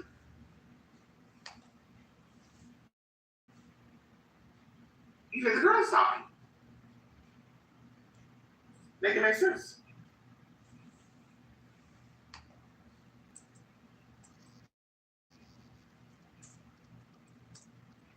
And so even when the operator tells him to get off the phone, because she asks him, is she awake? And he says no. Don't you think at this point he would interject, ma'am, I'm the one that found the bodies. They have been stabbed, shot. You wouldn't care what the operator is saying. Bingo. Exactly. Right there. You wouldn't care what the dispatcher. When the operator interrupted, she said, I've talked to 3 or 4 people. This was his chance to say, ma'am, you don't understand. They're dead in there. They're bloody. Both kids are dead. 4 kids are dead. Checkmate. He just stops talking and tells the girls on the line, she don't want to talk to me. She don't want to talk to me. Even his behavior is weird. You think I'm getting ready to let that dispatcher just put me off the line and I just saw dead people in the house? Make it make sense. 83% of you do believe that they knew that the kids were dead before 911 call. 14% of you are not sure. Exactly. Pale says, I think Ethan was found in the bedroom close to the wall beside the bed. Could be why they didn't see him. Okay. Most folks would say, yes, it's bloody. Exactly. His behavior is extremely odd. Yes. But if you went in a room, the rooms aren't that big. If you've ever seen the layout of the house, which I've showed the layout a few years ago, it's not a big house. It looks big, but the rooms are not big at all. So even in a small room, if you're standing in a doorway, Ethan is a big guy. He's a big guy. How would you miss somebody 6'3", 6'4", 6'5"? You're not missing nobody that big. So I'm asking, was the door closed to the room when the girls got up, or whomever discovered the children? Who actually discovered Ethan and Xana? And you hear the girls on the 911 call saying, she's not waking up, she's not waking up. And that's when all the heavy breathing starts. And then you hear them whispering something, and I could have sworn, as Yvonne P. said, somebody is saying poor Kaylee. Well, how would Kaylee fit into this scenario? You haven't been on the 3rd floor yet.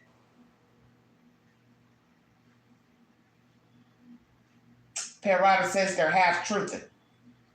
10 votes on the poll, 7% of you do believe they knew the kids were dead. So if you all believe that, some of you, we have a big problem here.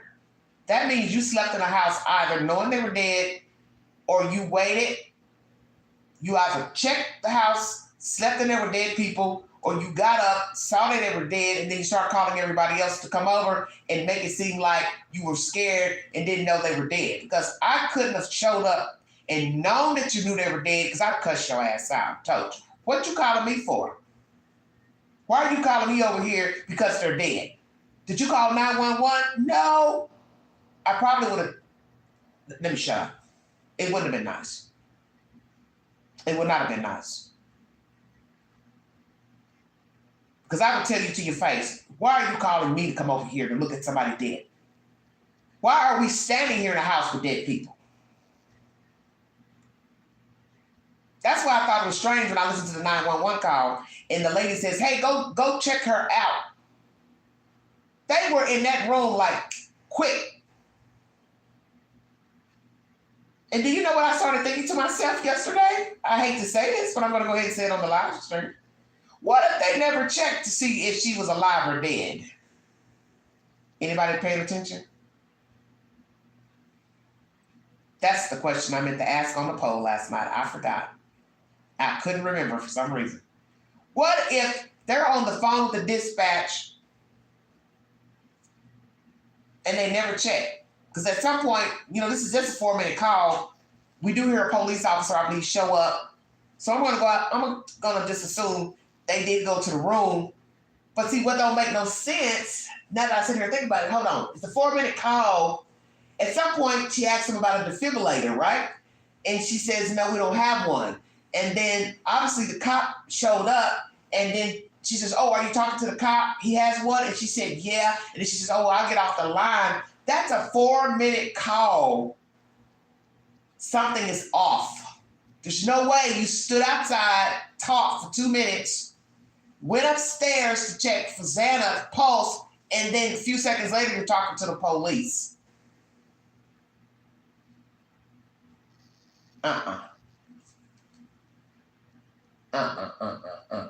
Yeah, they knew they were gone. Just me sitting here thinking about that. I thought about that last night. That bothered me last night. I said, Queen, count it. Count the minutes. This is a 4-minute 911 call that started outside allegedly. How did they get up the stairs, into the room, checking her pulse, and seconds later, 2 minutes, the next 2 minutes, are now talking to a fucking cop with a defibrillator?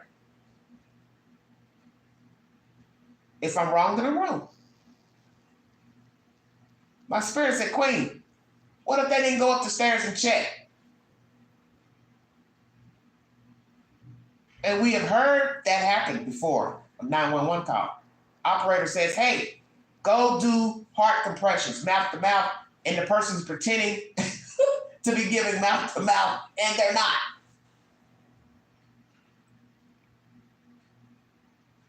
Four-minute call. 2 minutes or so, they're playing hot potato with the phone. She tells them to go in and check. They did not want to go in. And that is bothersome to me, because if I don't know they're dead, what's the problem with me going in to check a pulse? Stay woke, everybody. She was yelling for them to shut the F up during the time of the attacks. Yes. They sound fairly calm on the 911 call, especially considering what occurred. I was thrown up. The smell alone had to be absolutely horrendous. Yes. That's why I said the only time they started off, they seem a little upset, and then they don't heavy breathe until almost before the audio ends. Now, you could say they were frantic, they realized the girl's dead, or it's an act. And I would hate to say that this is an act, but something is still off to me. 4-minute video, 4-minute audio. There's no mention of Ethan. There's no mention of blood. There's no mention of a stench. There's just something wrong here. The fact that you called other people to the scene before calling 911, why would I think you didn't know that they were already dead? Because really you can't have one without the other if you want to do logic. You're already calling people to say, hey, they're dead, or you're pretending that something's wrong, let's say. Then why wouldn't I think you already knew that they were dead? But you don't want to tell nobody that because it'll make you look bad. Because the first thing somebody saying would say, well, why are you calling us? Your friends are dead. You should be calling 911. Well, how long did you think they have been dead? So see, now you're opening up a can of worms that you don't want to open, because somebody's going to repeat this eventually down the road if a suspect is caught. They're going to tell it in court, or they're going to lie. Take your pick. Now, I believe Mr. Gonzalez believes whatever Hunter told him. He saw woo, but you got to decide how Hunter came to the scene.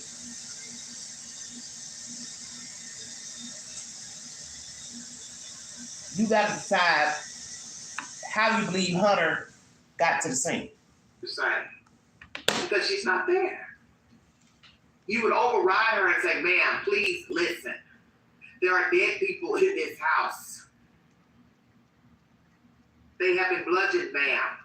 I saw them. The girls did not.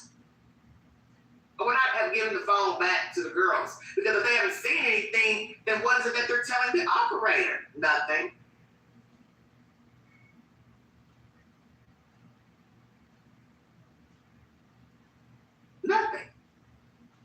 You know you just saw these people dead, but you didn't want to tell these kids if this is the way you all want to spin it.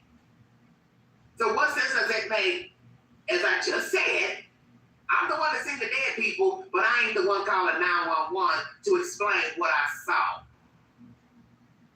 So everybody's passing the phone, not really giving an accurate depiction of the scene. That's why the operator is trying to tell them, I want to hear about somebody being passed out. I don't want to hear about 4 a.m. Because that's the point. She's not there. So I don't think she's been rude. She's trying to get an understanding. She can't conduct and put the right information into the computer with different people talking. Everybody knows that. Just like if you went to court, it's the same thing.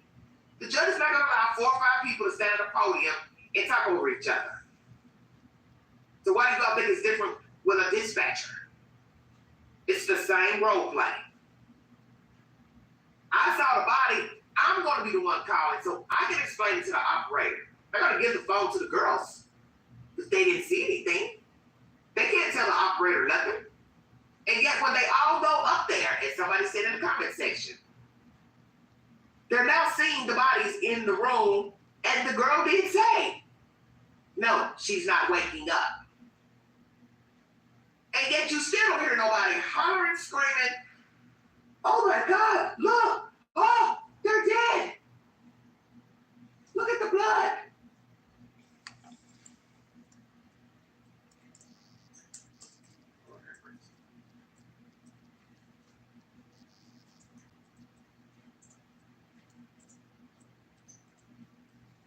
Oh. America.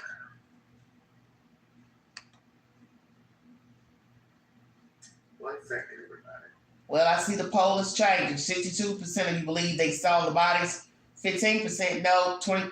Now it's changing. 21% no. 21% not sure. 57% yes. Wow.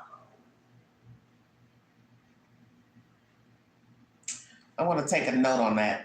I want to write some notes so I can remember these questions. Hold on. Gotta get me a piece of paper. Bear with me.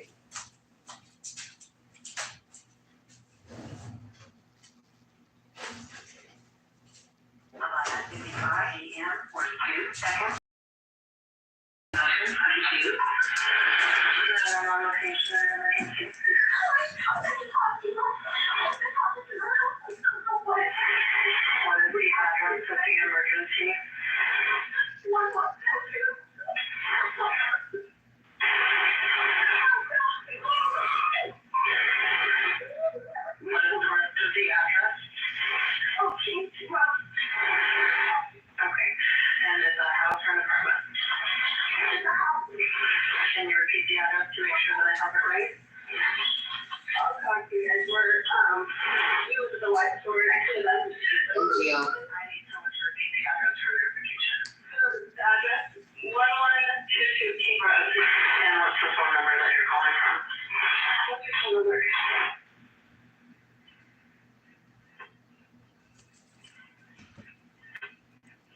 Okay, I'm going to address Pale's comment.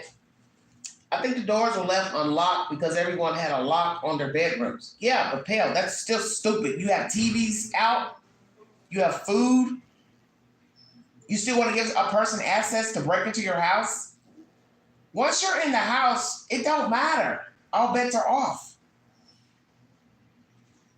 You know how easy it's going to be to jimmy a bedroom door? A bedroom door is not the same capacity as a front door. I would assume your front door will be heavier than your bedroom door. You can kick the door in. They're usually lighter weight. So please tell me that was not somebody's ideology. Oh, we lock our bedroom doors, so we'll leave the front doors open, leave the glass door unlocked. My understanding, one of the girls had a problem with their doors. Was that Maddie or somebody who had the daddy come in 2 weeks or so beforehand or a few weeks to fix her door? What was going on with her door? Curious. Only a fool leaves their door unlocked. See, we don't really know these girls. We don't know if they're the type to sit, fuck the glass door, it don't work, leave it alone. Because as most of you know, a lot of people have problems with glass doors being securely locked. That's why people keep sticks in them, because the locks are usually gets messed up. You know, from slamming them, it messes the lock up. So for all we know, the glass door probably been messed up, and the girls are too lazy to call the landlord to tell them to come fix the fucking lock. And when you're keeping a lot of people running in and out of your house, you may have the attitude, I don't care. But that's still a fool's way to leave any door unlocked. I don't care which door it was. I don't care if it's your bedroom door. You still should lock your bedroom door even in your house, because you're living with too many different people with different friends, associates, parties. All doors need to be locked when you know you keep parties and you have roommates. It's just like dorm life, where you have apartment buildings and they got 2 bedrooms and 2 girls are renting rooms, one room, another room. You don't know her, you don't know her friends. She could invite some unsavory people over. You're going to school, work. They're walking all around your room, looking at shit, stealing shit. Why you gotta lock your bedroom door? You always lock your doors, especially in a roommate situation. You stay in somebody's house, you need to have your door locked. You don't know what people are doing when you're gone. Pale says the glass door was broke. Who told you it was broke? I think the doors were left unlocked because everyone had a lock on their bedroom. Yeah, but that still ain't a good idea. That's a fool's way. Recklessness relative to security.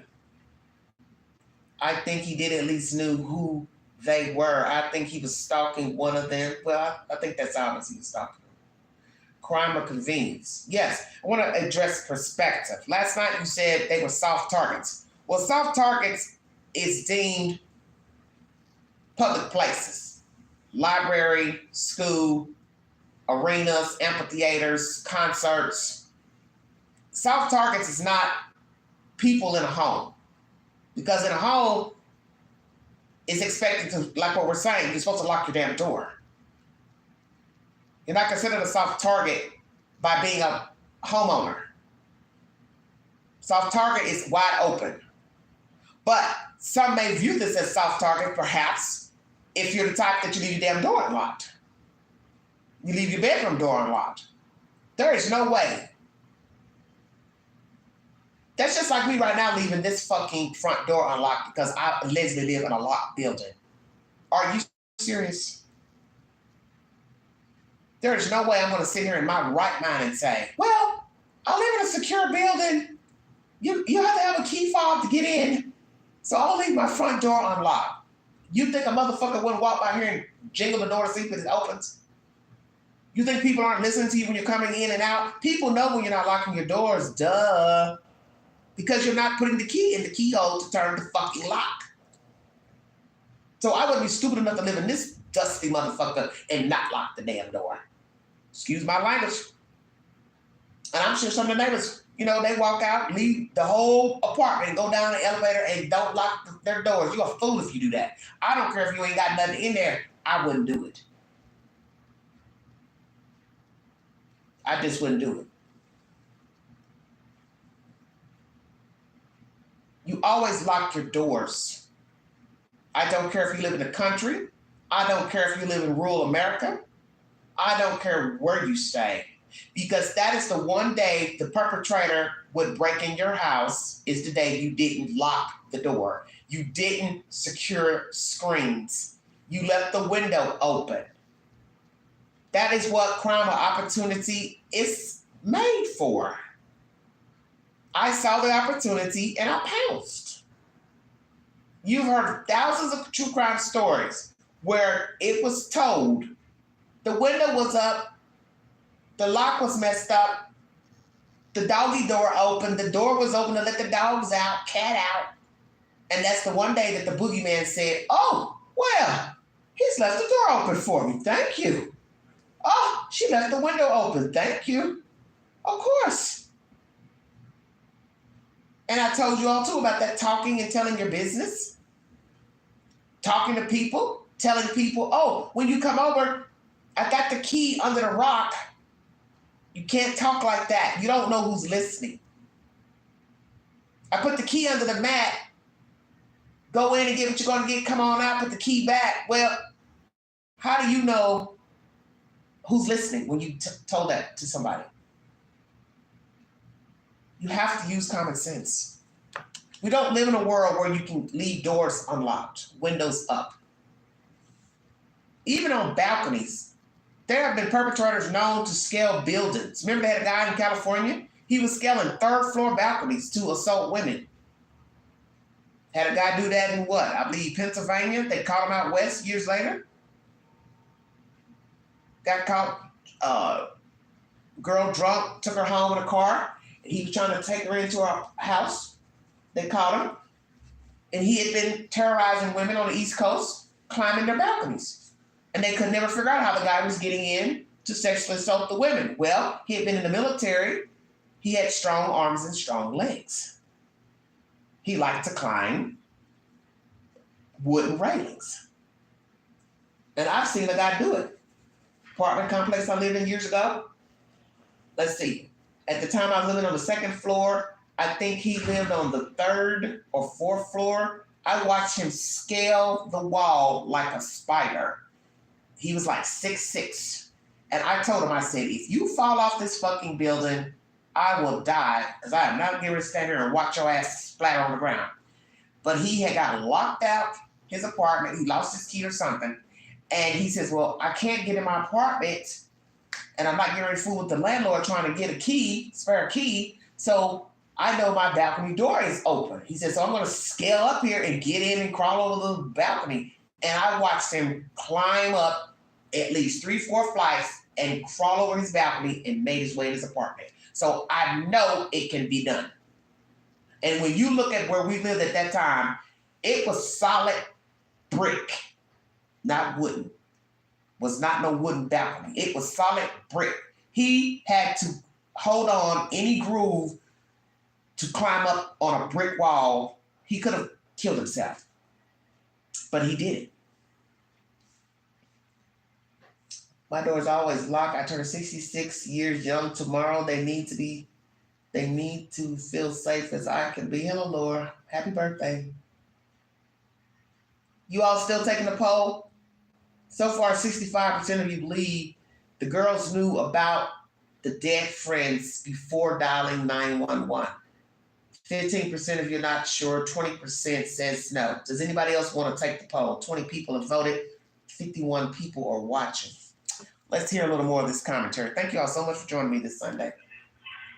And tell me exactly what's going on. One of the roommates is passed out, and she's drunk last night, and she'll wake me up. Oh, and I saw some van in their house last night. Yeah. So I just scenario with the pictures. Okay, I need someone to keep the phone, stop passing it around. Can I just tell you what happened pretty much? What is going on currently? Is someone passed out right now? I don't really know, but pretty much at 4 a.m. Okay, I need to know what's going on right now. If someone is passed out, can you find that out? No, come on, let me double check. What we have to. So see, she answers no, but then says we have to go check. So she's speaking to somebody who obviously does not want to go back in the house. So if a person don't want to go back in the house, that means they have to know something isn't right. So this is why I tell people don't speak on something that you don't know. Why would the girl, and I'm assuming this is Bethany, she don't want to go back in. So if the guy didn't tell her the truth that the people were bloody and bludgeoned, what's the big deal that somebody's passed out drunk? So this girl who also is on the call, who is saying, then she says, the roommates, somebody still had to tell her what allegedly happened. How would she know? Hello, Betty. This is why I said ain't nobody listening. You have Hunter there who saw the scene, but yet don't describe it to the girls, allegedly.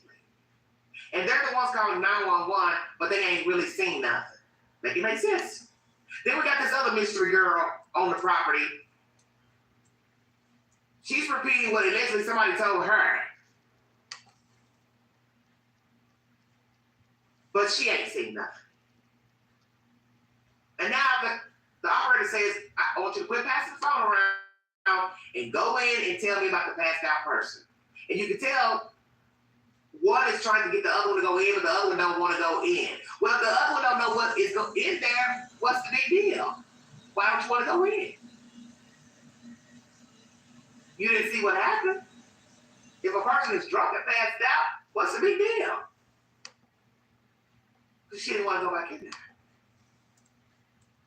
So did she see what the victims look like?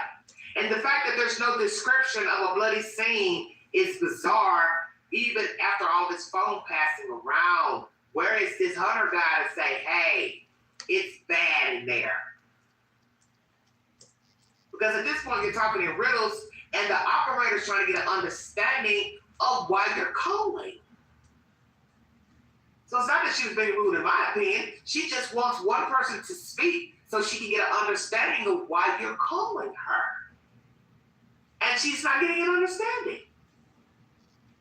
How could she? 3 or 4 people are on the phone.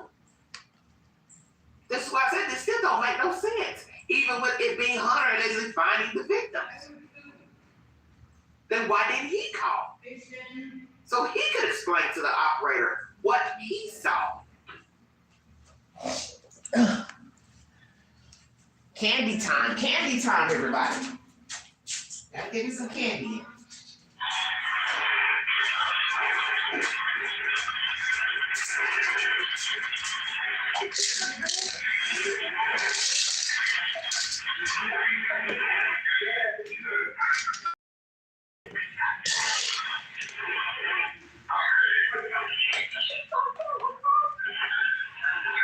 See, this don't make no sense. He's calling their name, but yet you all are saying he already been in there and saw them. Make it make sense. Okay. Make it make sense. Where are my Perry Masons? Where are my Perry Masons at? This don't make no sense still. Why am I calling out people's names if I just saw them passed out dead? Please help me understand. He just called their names. Why would he call their names if he was already in there and made the girls run out? Come on with it, Queen. Ain't nobody listening. And then this girl is asking, is she passed out? So you mean to tell me now it's daylight and you should be able to see even in the room, even if the light is off, these kids are bleeding. And you still say passed out. Bloody. Sorry about that. People are saying, no, they're dead. Not passed out, bleeding. Lord have mercy. I don't think this will. She's not waking up. Okay, one moment, I'm getting help for Zoe. So you just heard the guy call her name, Xana. Xana's name is being called. She's not moving.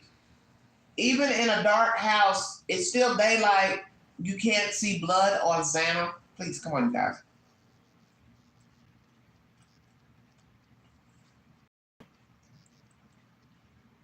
It don't really matter how you weigh this 911 call. It don't add up.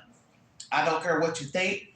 I don't care if you add 5 more boogeymen to the story. It don't make no sense. You want to add Donald Duck? You can add Donald Trump in here. It don't make no sense. Because either way, somebody knew something. That's all I'm going to say. Somebody knew something.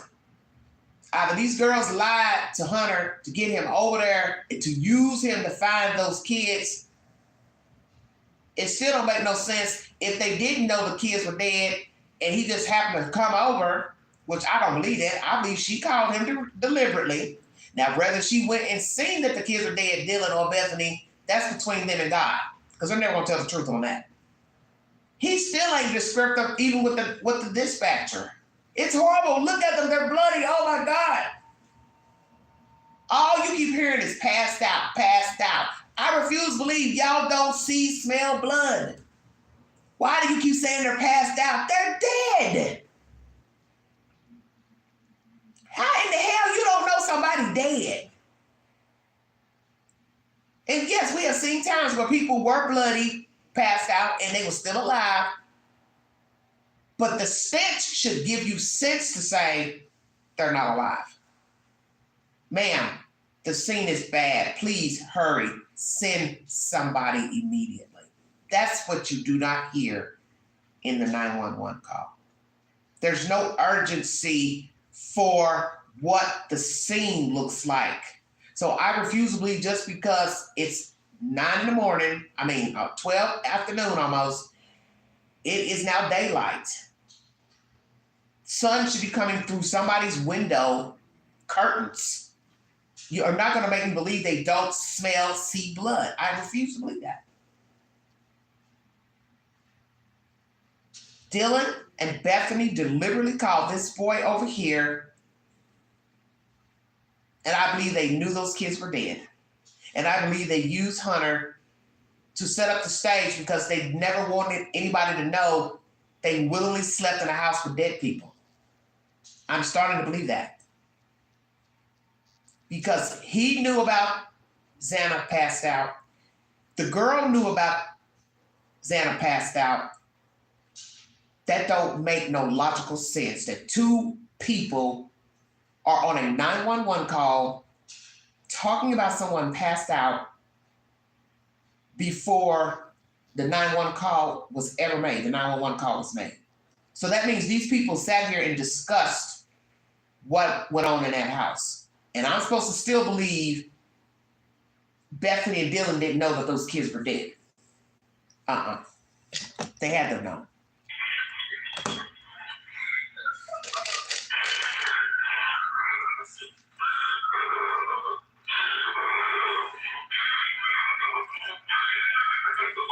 Do you hear how she's breathing?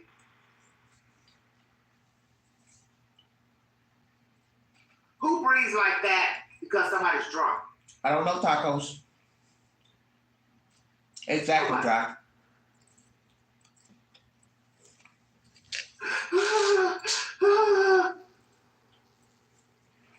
I won't. This 911 call is just as confusing as the he said, she said from 2 years ago. And the fact that some of you are commenting, it explains a lot. I'm still confused. Well, what does it explain?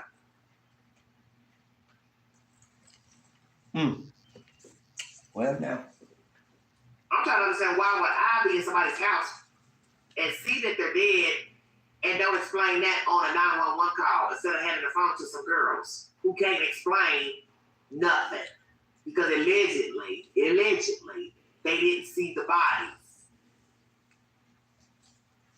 It don't make no damn sense. Oh, I gotta redo that poll. I forgot to put yes. Sorry. I was rushing. Hold on. Gotta redo that last poll. So sorry about that. See, they're whispering. What are they whispering? So now he's telling them to get out.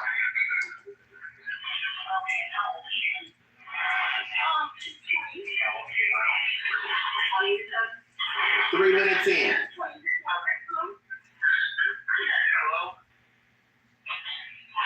Hello? Okay, I need someone to stop passing the phone around because I talked to 4 different people. Sorry, they just gave me the phone. Is she breathing? Hello? Is she breathing? Thank you, hon. No. Okay.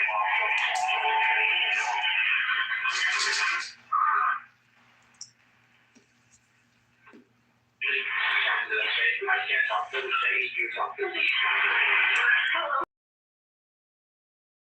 We've already sent the ambulance and law enforcement. Stay on the line. If there is a defibrillator available, send someone to get it now and tell me when you have it.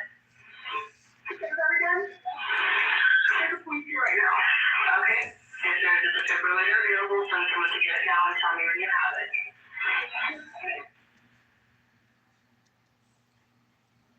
You don't have to. Do you have a defibrillator? Yes, we have one. Are you talking to the officer? Yes. Okay, I'm gonna let you go since he's there with. What's wrong with that conversation? I just mentioned it earlier. She's asking him, do you have a defibrillator? She tells him no. And then the cop walks up with a defibrillator.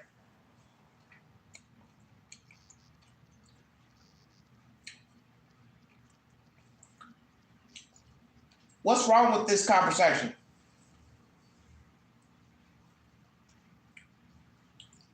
Besides that,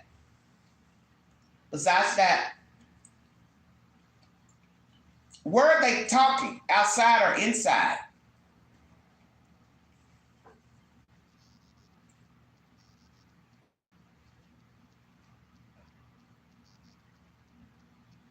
Did you hear police walking upstairs? Hello? Where's the emergency? Where are you all? You didn't hear that. You hear the police just walking up while they're on the phone. And I'm supposed to believe the police just walked in the house and knew where to go. Something is,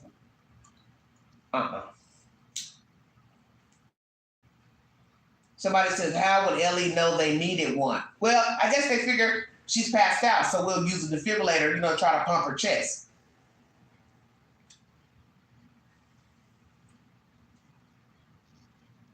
Thank you, Tears. I think they were outside. Exactly. That's all I wanted somebody to say. This is why you have to listen to every conversation, every version, everything in the 911 call. Everything missing in a 911 call. And you have a whole lot missing here. That's why I told everybody to listen carefully to the call. What is wrong with the call? Besides, no urgency to describe a bloody scene, even in daylight or a dark room. It's still daylight. It's almost noon. No mentioning of Ethan. He's 6'5". Make it make sense. She tells them, go check the girl to see if she's breathing.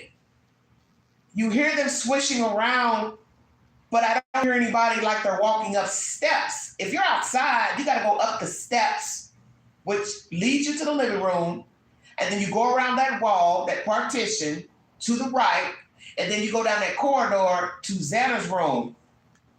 I didn't hear all of that. I just heard a little swishing moving around. It don't sound like you're walking up steps. I don't hear police walking up steps. All of a sudden I hear, do you have a defibrillator? She says no, and then all of a sudden the police just happen to show up with a defibrillator. Well, how would the police know where to go when there's 2 rooms on the bottom? Bingo card. Exactly. They didn't go back inside. So that means you didn't check Xana if you didn't go back inside. Because you can hear the girl saying to Bethany, come on, we got to go back in.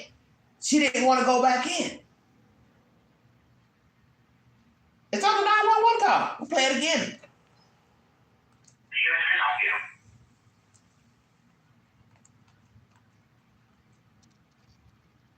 This don't make no damn sense.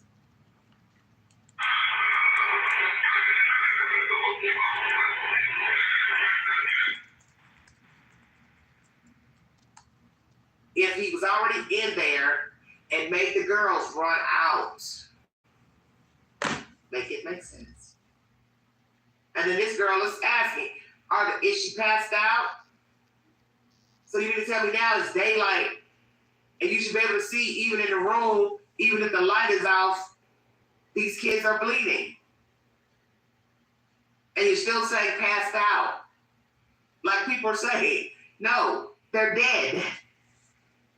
Not passed out bleeding. Lord have mercy. I don't understand what's going on. She's not waking up.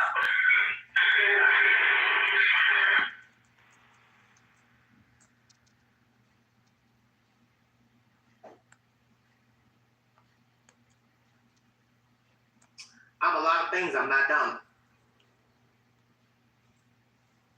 This don't make no sense still. Why am I calling out people's names if I just saw them passed out dead? Please help me understand. He just called their names. Why would he be calling their names if he was already in there and made the girls run out? Make it make sense. And then this girl is asking, is she passed out? So you mean to tell me now it's daylight and you should be able to see even in the room, even if the light is off, these kids are bleeding. And you're still saying passed out. Like people are saying, no, they're dead. Not passed out, bleeding. Lord have mercy. I don't understand what's going on. She's not waking up. Okay, one moment, I'm getting help for Zoe. So you just heard the guy call her name, Santa.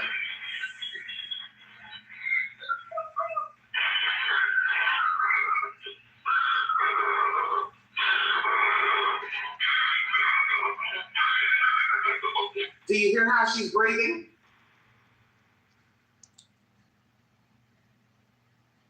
Who breathes like that because somebody's drunk? Nobody.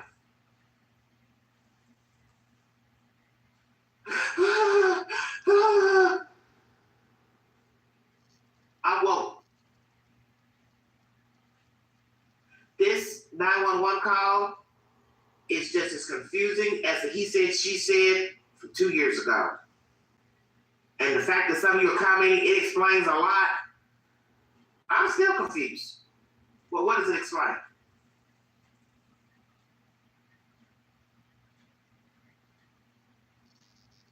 I'm trying to understand why would I be in somebody's house and see that they're dead and don't explain that on a 911 call instead of handing the phone to some girls who can't explain because allegedly, they didn't see the bodies. This don't make no damn sense.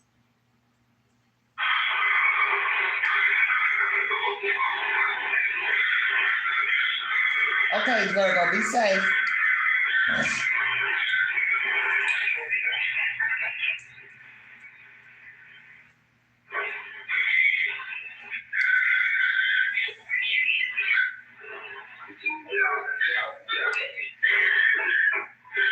Now he's telling him to get out. Get out.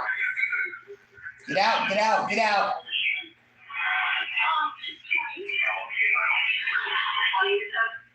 3 minutes in.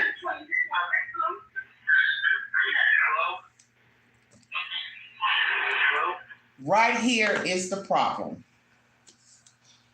Sometimes you have to keep listening and listening and listening until it makes some type of sense to you. Okay? Just now, on the call, they are a few minutes into the call, because it's a 4-minute call. He tells them to get out. So that means he realized it's a bad situation, if indeed they are up there near the room, in the room. Okay? So if he's on the 911 call, they're holding the phone, he's telling them to get out, get out, get out. It's a bad situation, which would lead us to believe he now realizes they are dead. The girls see that she's not getting up.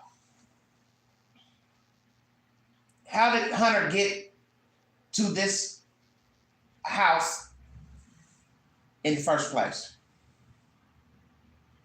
Okay? How did Hunter get to this house in the first place? How do you have a girl talking on the 911 call explaining somebody's passed out, there's a guy walking around at 4 a.m., but she don't know what's going on in the house?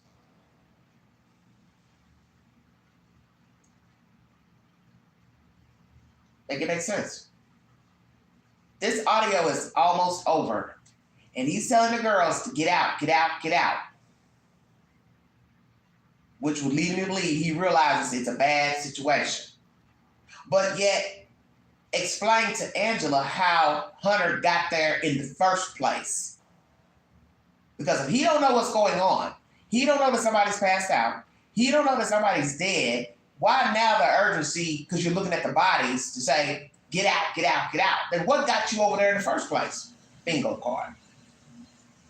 One of the girls called him. Exactly. That's the point I've been trying to make. This live I made that you're listening to is from last night. Sometimes you have to keep listening to get to the gist of the story. So that's what I did all night. I kept playing, replay. And even now, it makes sense. This audio is almost over, and he's telling them to get out, and they're on the line with the dispatcher, okay? But what don't make no sense, he and that girl already knew the situation of the people in the house. Because you got the girl saying it on the beginning of the audio. And why would you know what's going on in the house before the 911 call was made? She tells the operator, yeah, there's a guy walking around at 4 o'clock. Yeah, there's somebody passed out drunk. Well, how would you know that? Because you all discussed this amongst yourselves before dialing the 911. And we have proof. Obviously, you dialed one or two of these people or more before calling 911, and that don't sit well with Quay. Why are you calling other people before dialing 911? Make it make sense. Why is there no urgency in the description of the scene first time the lady picks up the phone and asks you, where's your emergency? I don't know what's going on. I think something happened in my house. So what makes you think something happened in your house? Oh, some guy was walking around at 4 o'clock and that didn't strike you as strange? You continue to sleep in the house. You woke up smelling blood and death, but no big deal. But yet somehow a strange girl and guy are in your house before you call 911. Make it make sense.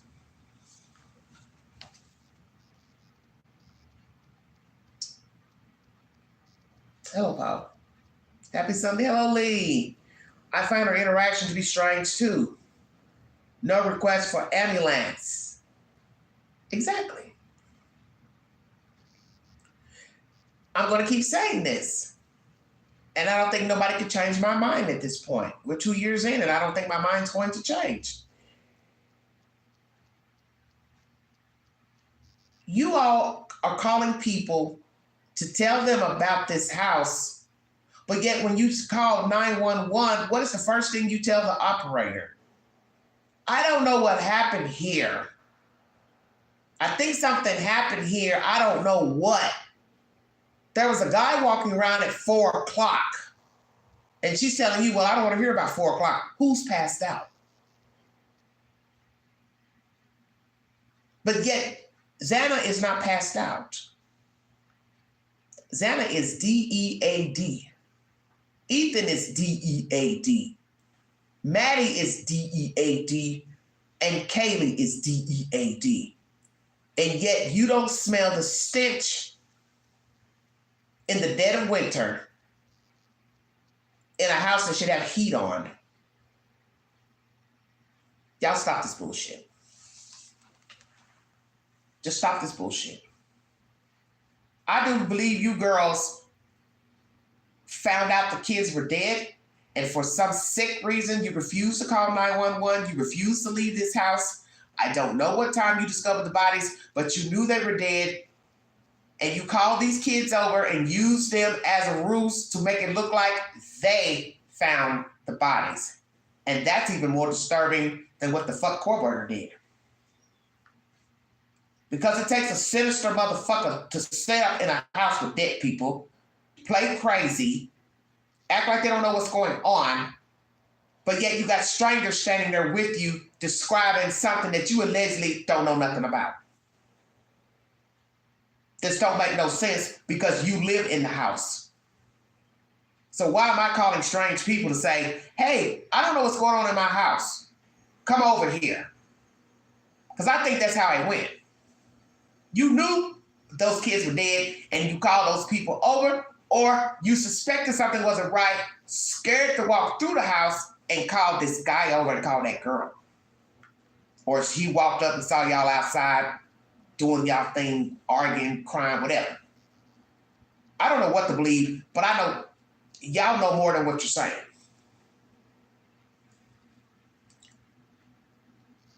It almost seems like it was guided, like she was being told what to do and say. Fight or flight will kick it, especially if that's your friend. Who was told what to say, perspective? Who was told what to say?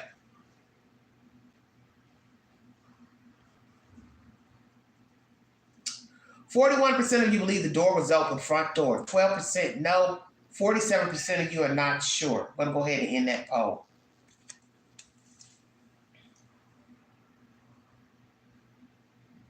We're going to ask you about the 911 call.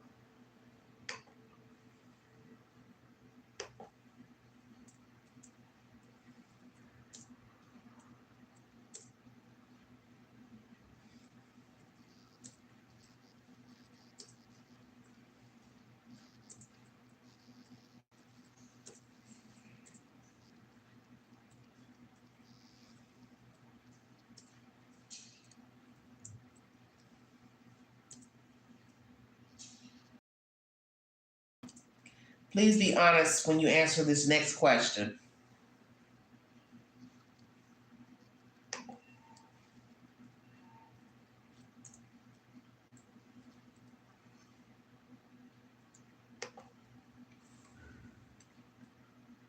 Does this 911 call explain November 13th to you?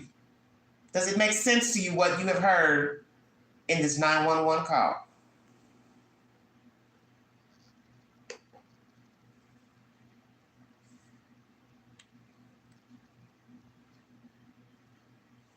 Six people voted no. Okay. Okay, I need someone to stop passing the phone around because I talked to 4 different people. Sorry, they just gave me the phone. Is she breathing? Hello? Is she breathing? No. Okay.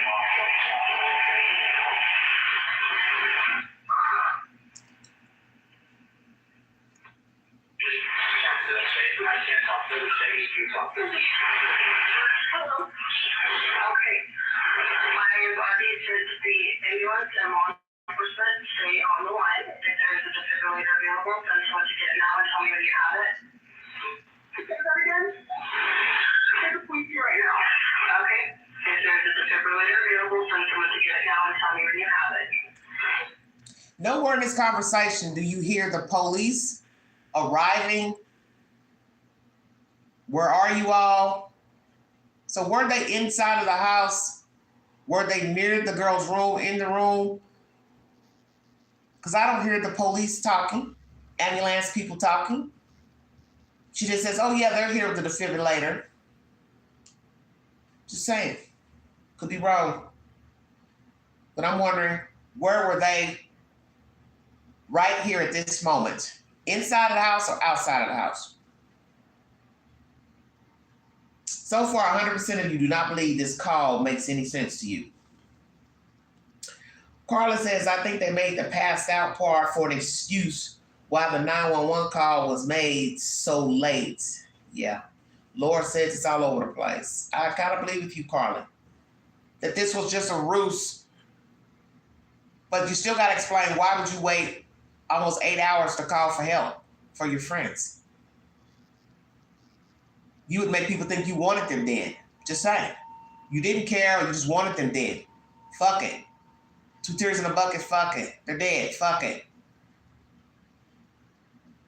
Ain't no rush to call them if they're dead. But it's still ignorant. Don't matter if they're dead or not. You're supposed to call an ambulance.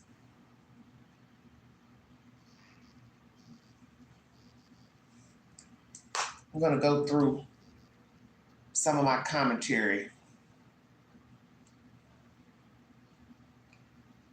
so I don't hold you all too much.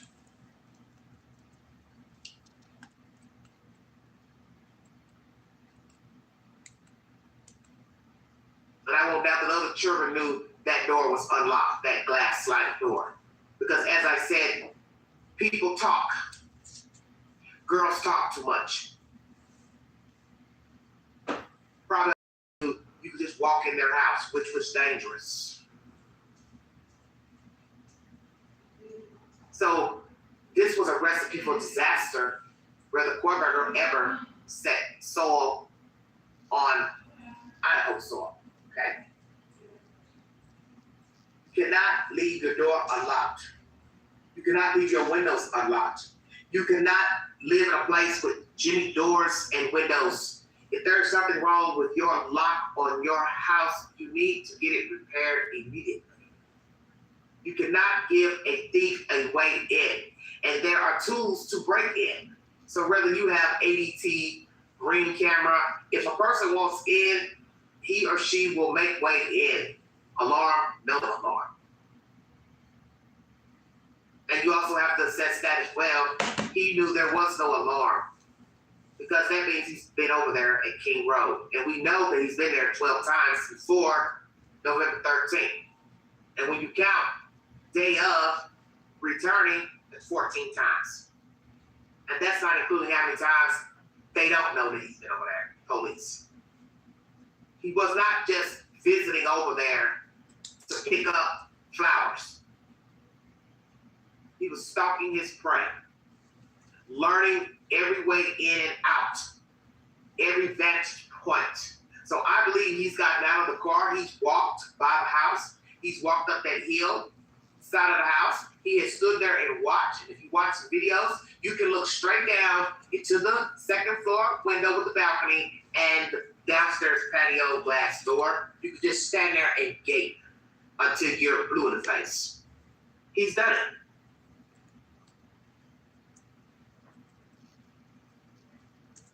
He's done it.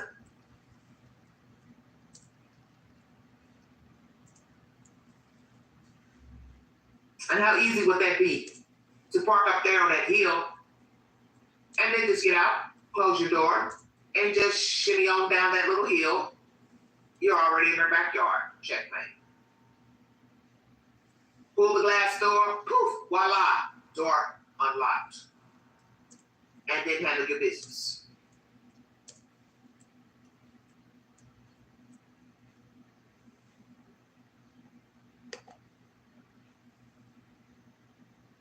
I don't know what's going to happen come August. It should be very interesting. As I brought you content before pertaining to the DNA on the sheet, the state has decided to not divulge to the court how they were able to ascertain the DNA on the button. Why they decided to not divulge that in court is a mystery to me. I do not believe his Fourth Amendment rights have been violated, because it is a choice to put your DNA into the database of a genealogy situation. So the father, whomever, put their genealogy business in there, they had nothing to do with Kohberger. It just linked Kohberger to the father. But that's not violating his rights. Violating his rights would be him signing some type of document, giving his DNA over to some type of database and say, hey, don't share it with anybody, any outsiders. And then they shared it. That'd be different. He didn't do that. That's his father's DNA that was in there. I've yet to hear a reasonable explanation of these young people's actions or non-action. And why did he leave Dylan unharmed? Well, Penn, many people want to say, well, they don't owe anybody an explanation. They feared for their safety. They didn't know what to do. They waited hours. And that's that. I'm assuming when they go to court, that is when you will hear an explanation. Because 9 times out of 10, Annie is going to ask them, when you're up, opening and closing the door, why didn't you just go to bed?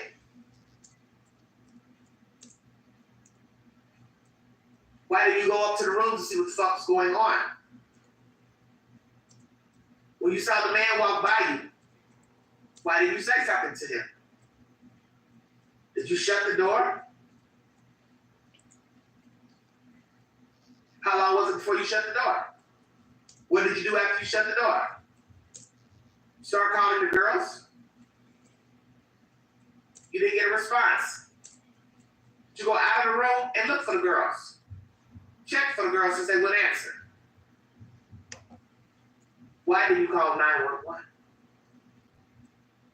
I just don't see how you could see a whole man dressed in black in your house and lay up in there damn near 8 hours. Ain't no way. Ain't no way. I don't care what Mr. Gonzalez says. I don't care what nobody says. It don't make no logical sense to lay up in no house and just see a creature walk by it all black that you don't know. And then you start calling your friends. Why do you think she called them? I'll let that sit right there. I'm woke. See, don't nobody want to address what's obvious. People just want to keep making all these excuses about people were scared and fearful and blah, blah, blah, blah, blah, but it don't make no logical sense. That girl knew something wasn't right. Why you think she was up opening and closing the doors? That's number one. Number two, she's yelling at the people. Number three, he's right there near her while she's yelling. Ding, ding, ding. Don't touch her. Don't jimmy the door. Don't push the door open. Don't break the door open. He knows how many people live in the house, yet he leaves two alive. That is bizarre to me. Make it make sense. And then you shut your door after seeing a creature, and the only thing you could think to do was call all the girls. But you never even say in the text, hey, you know this guy that just walked by with a hoodie on, with a mask on, with an all black on? You tell Bethany that.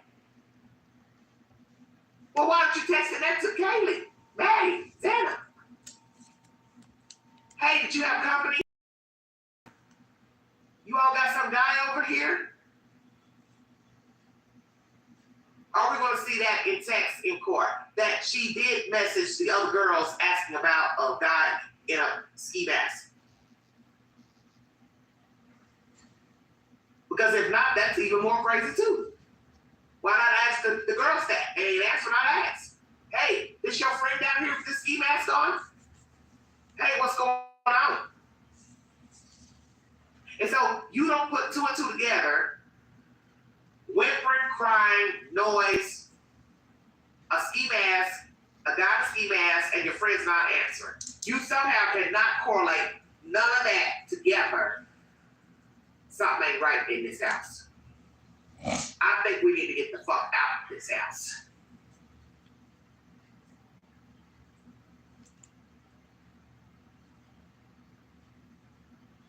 We need to get out of here. Bethany, I think we need to get out of here.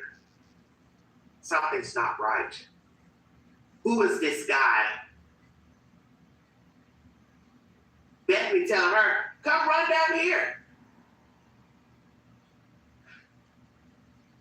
And then somebody mentioned again earlier today, oh, Queen, remember the door was open. Exactly. What was that about? Don't know. Front door.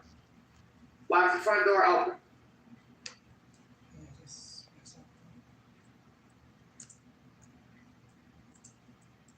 See, none of this make no sense.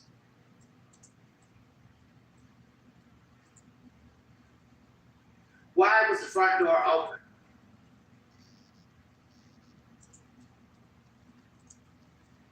That's even more creepy. We got a strange man who's entered a house, didn't break in, killed 4 people, exit out a glass door, leaves, and then the morning of, hours later, they find the front door open. Okay. So what did I just say to you all earlier? Ain't no telling what else could happen to these kids. This was a recipe for a disaster. Doors open, doors unlocked, glass doors don't lock. Anybody could have fell in there and did something to them kids. Robbed them, held them at gunpoint, sexually assaulted them, anything. So let's go here. Why was the door unlocked and open that morning? Make it make sense?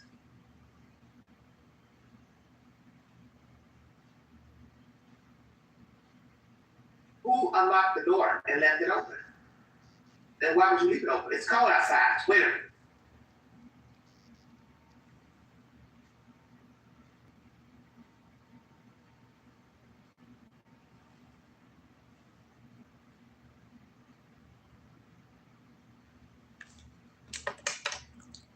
Yes. 911, what is your emergency, please? Yes, I just saw a man go by my door in all black hoodie, ski mask, bushy eyebrows. I'm standing in the doorway. I don't think he saw me.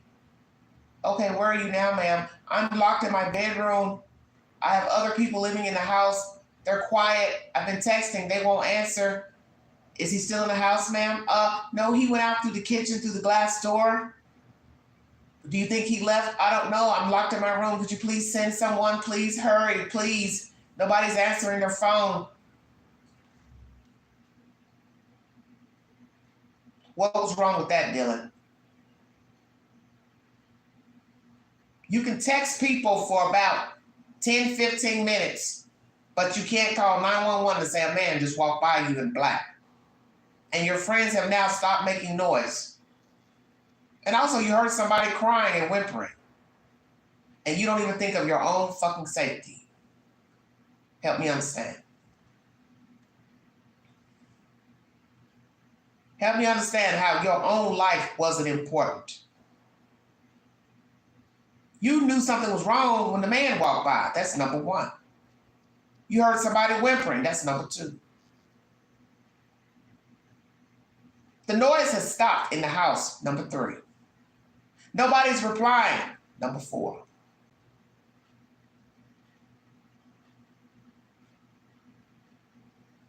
And you can't correlate whimpering, crying, noise stop, man walks by in mask, and nobody responds. You can't put all four of those things together. And you're 21 years old, 20 years of age. And yet Mr. Gonsalves says, stop trolling, don't make fun of them, don't do this, don't blame them. I don't blame you for what happened. That's on Kohberger. I blame you for acting like you didn't give a fuck. Because possibly you didn't give a fuck. And you're never going to tell people that. I didn't give a fuck. Bethany, you didn't either. And that's what's so bizarre. We got two people with a brain. And you all were acting like you were one entity. One fucking dodo bird glued at the hip. Hell yeah, I'm talking shit. Because it has been, I don't know how many people who have called 911 because somebody was breaking in their house. And you think they just go sit there and let a motherfucker break in their house and don't fucking call 911. Even kids know to call 911. Hey, somebody's beating up my mom. Hey, somebody's beating up my dad. Hey, there's somebody in here with a gun. Hey, somebody's ransacking our house. But not you two, because you're drunk. You don't know what to do. I was in a shock face. Whatever the hell you told the cops. I was in shock. But how can you be in shock and you're texting people? Help me understand. And do you even ask the dead people Do you know this guy? There's a guy that walked by. Is this a prank? Xana, is this your friend? Is this Ethan's friend? Kaylee, Maddie, is this your friend? Come on, you guys, answer.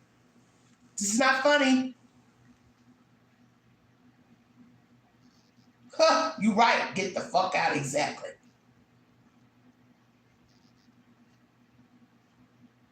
Thousands of people dial 911, 999 from here and across the pond.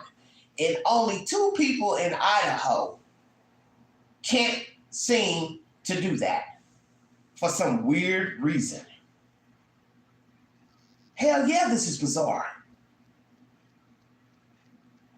Because that'd be the first thing in my mind once I saw the ski mask. I don't need to see nothing else once I saw that. Oh, shit. Got to get out of here.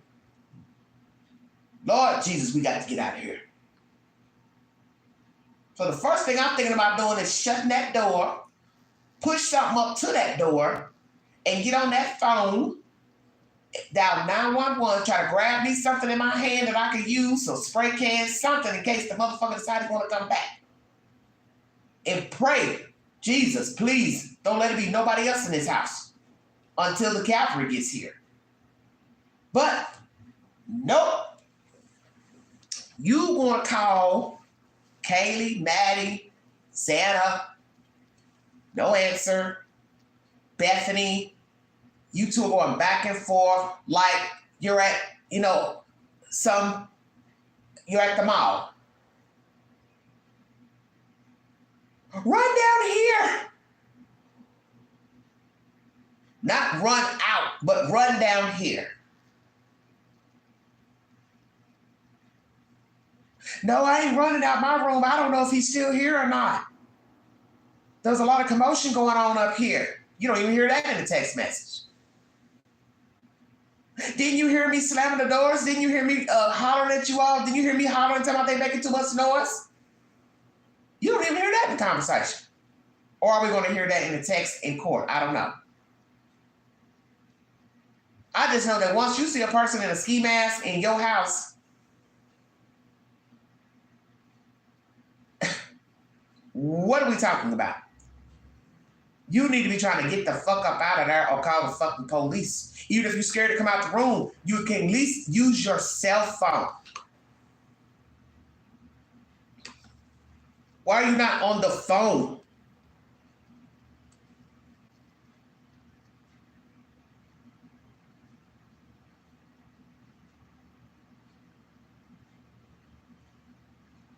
Exactly, Pep. Up, opening doors, slamming doors, cussing people out. Kohberger sitting up there stabbing folks while you opening and closing doors. And I'm supposed to sit here and believe at 54 years of age, Kohberger didn't know you was up. Kohberger didn't know you lived there. Don't none of it make no sense. Now, whether he just didn't want them 2 girls, that's bizarre too. Oh, fuck, I got another one, she's up. And walk right by you in the door and he don't say nothing. Help me understand. Don't blame them. Don't blame them. No, I'm trying to understand why your own life wasn't important. We can scratch Kaylee, Maddie, Xana, Ethan. We just pretend they didn't even get killed. A whole human is walking by you in your house that don't stay there. And you don't even say to yourself, my life is worthy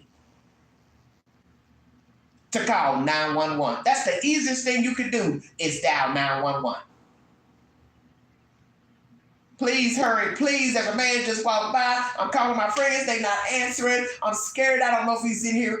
I just don't know what's going on. Please hurry, send somebody. I'm on the 2nd floor, I'm near the kitchen. I'm the door near the kitchen. Please, God, hurry, please. And you see how quick the police got there. That's why you know Kohberger could have been caught, see? Just how quick the police got there. Because they don't got no lot of activity going on in Moscow.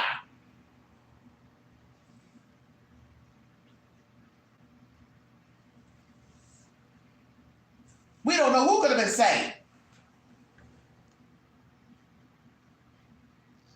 Because the police came right when they were doing the audio for this 911 call. They were already there within 4 minutes. So imagine while all this shit was going on, doors slamming, people crying, whimpering. Once you saw Kohberger, you were supposed to have been on that phone, Johnny on the spot.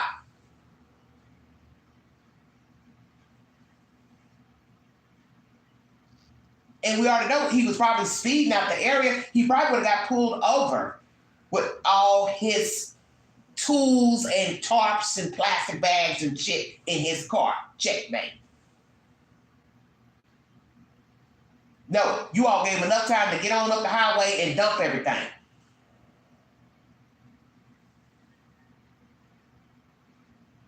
This case is weird as F-U-C-K.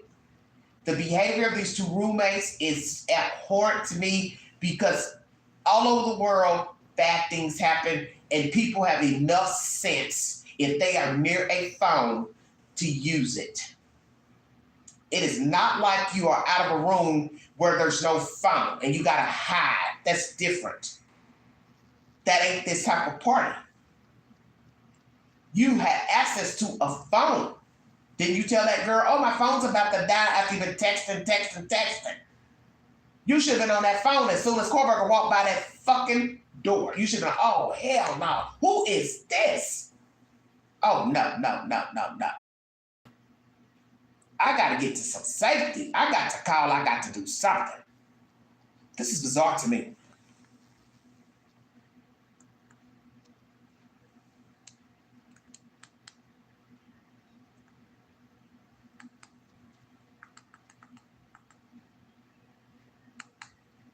God help America. That's our Twitter.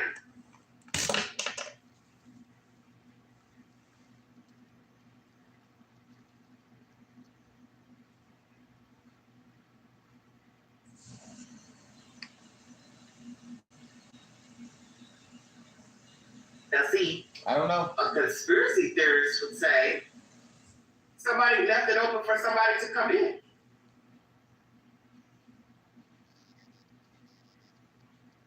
So I'm going to ask this question.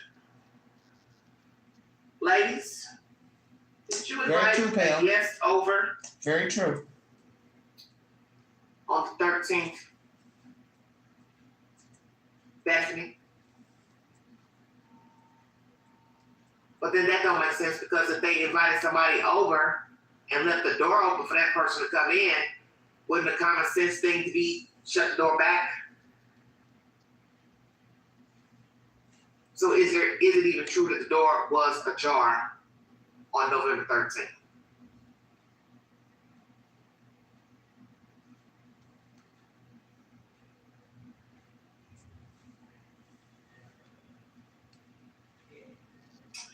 Dylan's fascination with the eyebrows.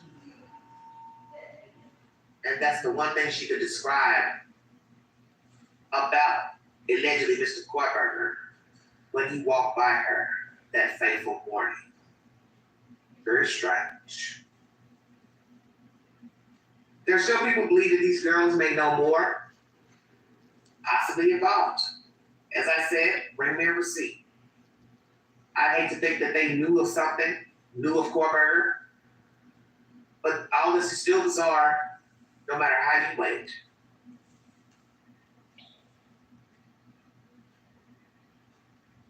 These kids call other people before 911, and that just don't sit well with me either.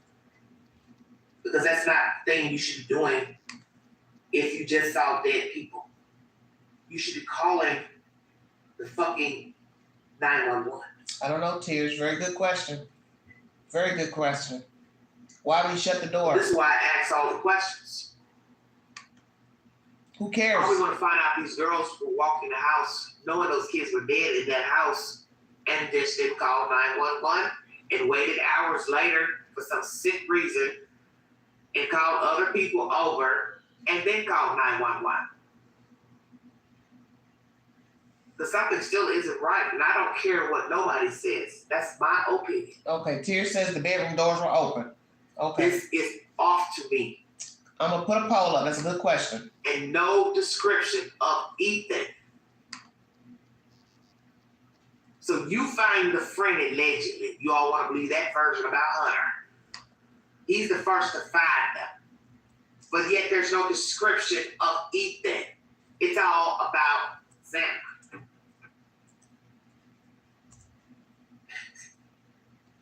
Does that make no sense?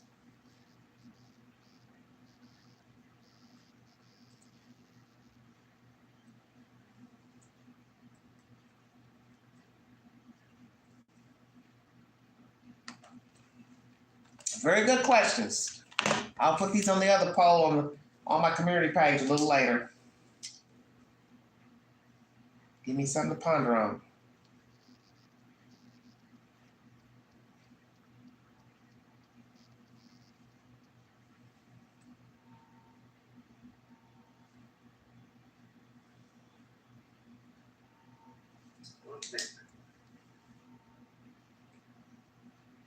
Yeah. Y'all are awful quiet down there. 34 watching. And they waited. I don't think they were involved, but I think there was enough disdain for the roommates that they didn't help. Possibly so. So, all right.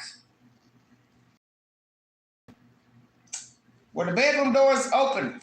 Left open by the killer? Take the poll. Did Kohberger leave the doors open to the bedrooms? Somebody said that Xana's room was closed. Was it or was it not? Weigh in, everybody. Has Mr. Kohberger been in his house before? Did he know any of these females? Did they know him? Exactly. Evidence says that none of these people knew one another. What was the real relationship between Exactly. all of the girls? All 5. Were they really good friends? Asking all questions.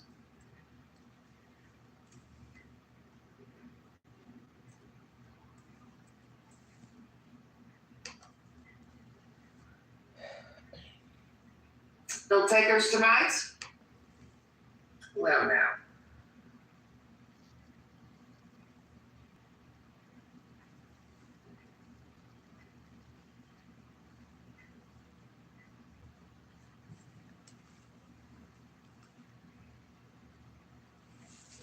Hello. Good old queen. Did Mr. Kohberger know any of the men in the house? Did anybody befriend him accidentally, incidentally? Did he ever use a fake profile to befriend any of the women? Has he ever had physical contact with any of the women?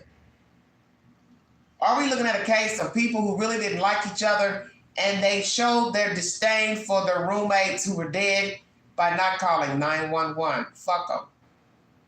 It's over with. They're dead. Because something is not right here still 2 years later. The behavior of these people. Because as I said, many people are violated each year in their homes and they have enough sense to call 911 if they have access to a phone. You have people who have died trying to call 911. Make it make sense.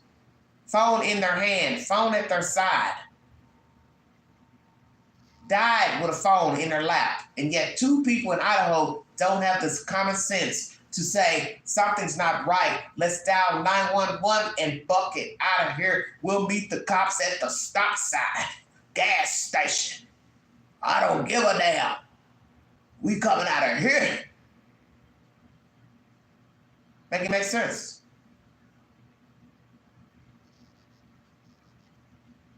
Because it don't make sense. I don't care how you weigh it.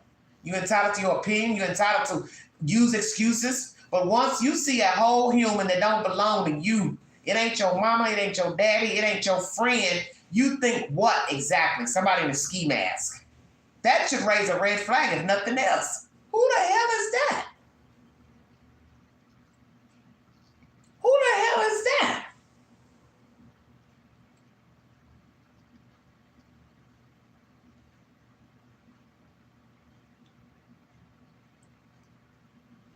Who the hell is that? Who is that man in a ski mask?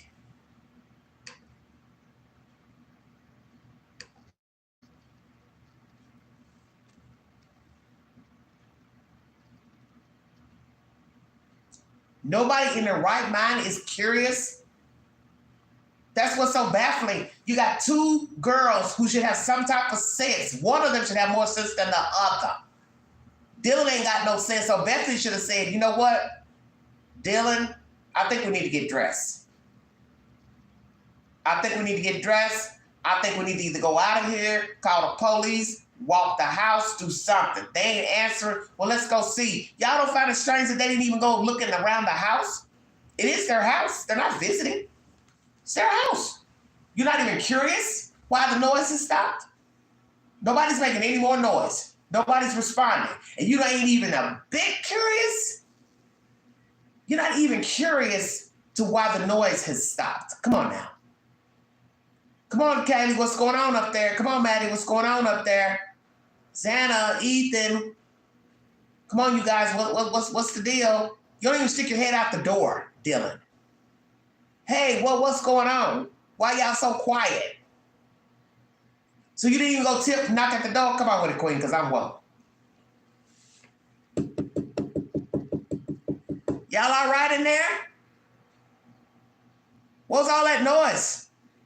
You okay? I thought you were crying. Xana, you were crying. Everything okay? I don't mean to bother you, but there's a lot of distraction going on in this house. I'm trying to figure out what's going on. Is this a prank? What's going on, you guys? Oh, we don't tiptoe up the stairs to Maddie's room? And where's the fucking dog? That's right. Somebody asked about the dog. All this distraction, I ain't heard nothing about the dog.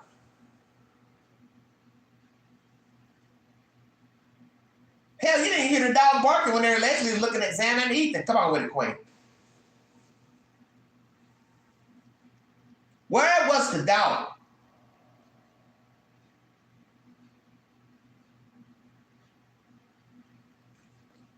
Kaylee, Maddie, y'all up? What was going on up there? I'm coming upstairs. I just refuse to believe a person is texting all these people and don't even think to even go look in their room. Because if you're crazy enough to go run to Bethany's room, well, what's the difference from running upstairs to look in their room? Well, let me go see. She was closest to their room. What's the difference? Let me go up there and see what the hell's going on. Because you couldn't have had too much fear for the guy in the mask. You still stayed in the house. Make it make sense.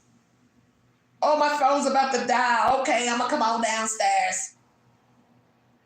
And I know damn well y'all didn't go to no bed. Y'all didn't go quick to sleep. Ain't no way I believe that. Y'all sat in that bed and looked at each other and talked and tried to figure out about the guy in the ski mask. And I know y'all talked about going in that house and looking. Well, come on, it's quiet. Let's go to Xana's room. Let's see if they up. It's quiet up there. They ain't answering. Ain't none of them answering. Come on. Let's go look.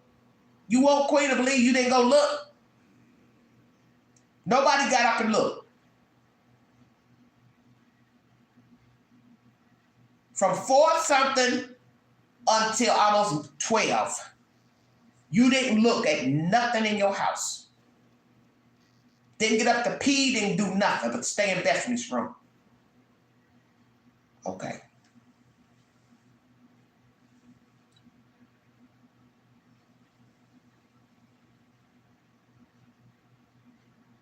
She watched him walk out the back door.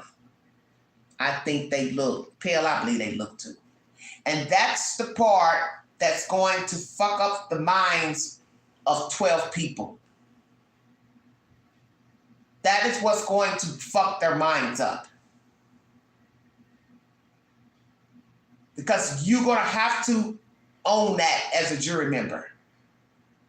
Did these kids get up and peep out of the rooms to see why everybody was so quiet?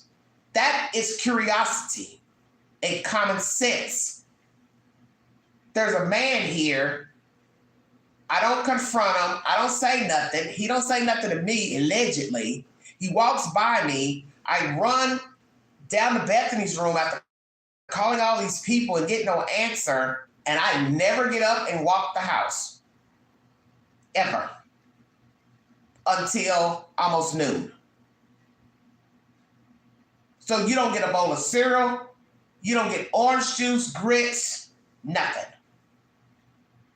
Nobody's hungry. So what are you doing from 10:32 up until 11:55? I'll let that sit right there.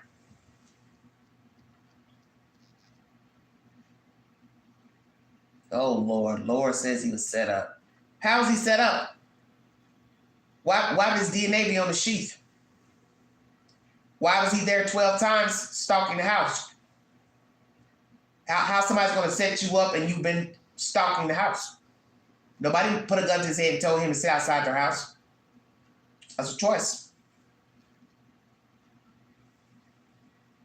State witnesses need to speak truth. The defense will tear them up.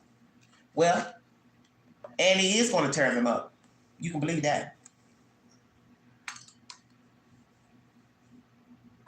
I'm waiting on you all. 3 hours into this live stream. I'm going to cut it short here in a minute, everybody.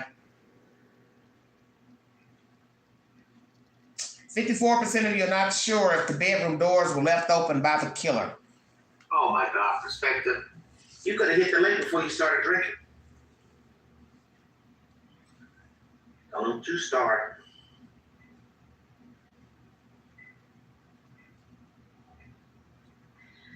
For some reason, this YouTube app is not working. I don't know what's going on.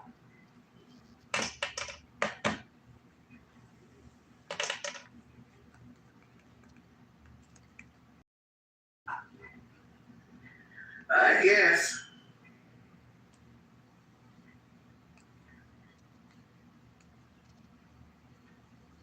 And I'm confused. This whole case is confusing. And I get it. Things are confusing when you don't know everything. And sometimes you don't find out everything. That happens in true crime cases. You're not going to know everything, every waking thought, every waking move of a person in the storyline. But even now with this 911 call, still don't add up to me. I feel like 911 should have been called as soon as Dylan saw that guy walking by. If you believe it's Brian C. Kohberger. Should have called. You're welcome, hon. And all this texting. And all this calling other people the morning of, waking up, you should have been smelling blood, death. Doesn't add up to me. I don't care what anybody says. That you do not have to be a connoisseur of death to know that you're in a room with death. Just common sense. Okay, then. You can smell death. You can smell iron and blood.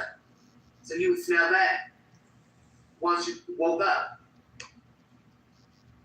Before you dialed anybody's number. Hey, what's that smell? Smell that smell? Yeah, it smells weird. Well, let's go check it out. Bingo card.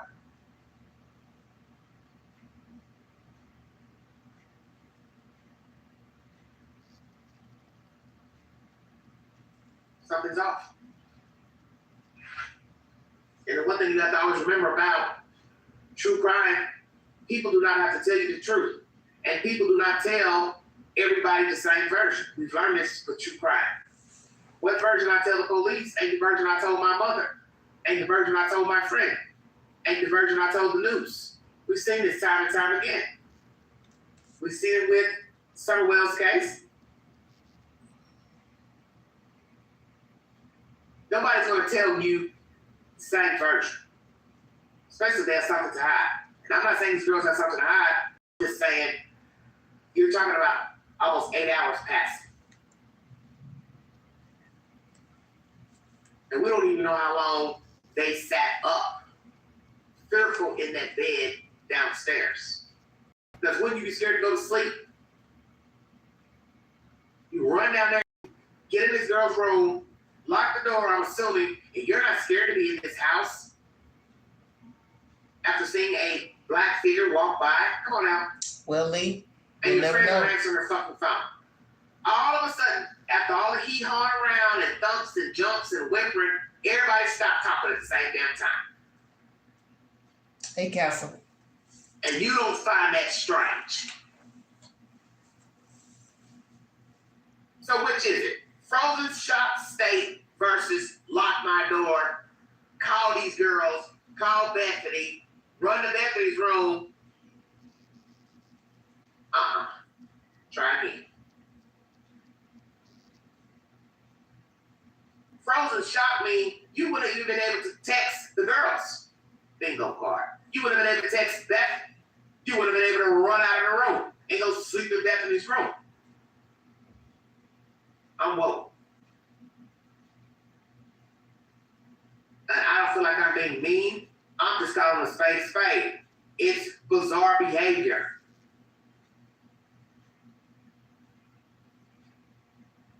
Because even in the 911 call, they still want to talk about the man walking around at 4 a.m.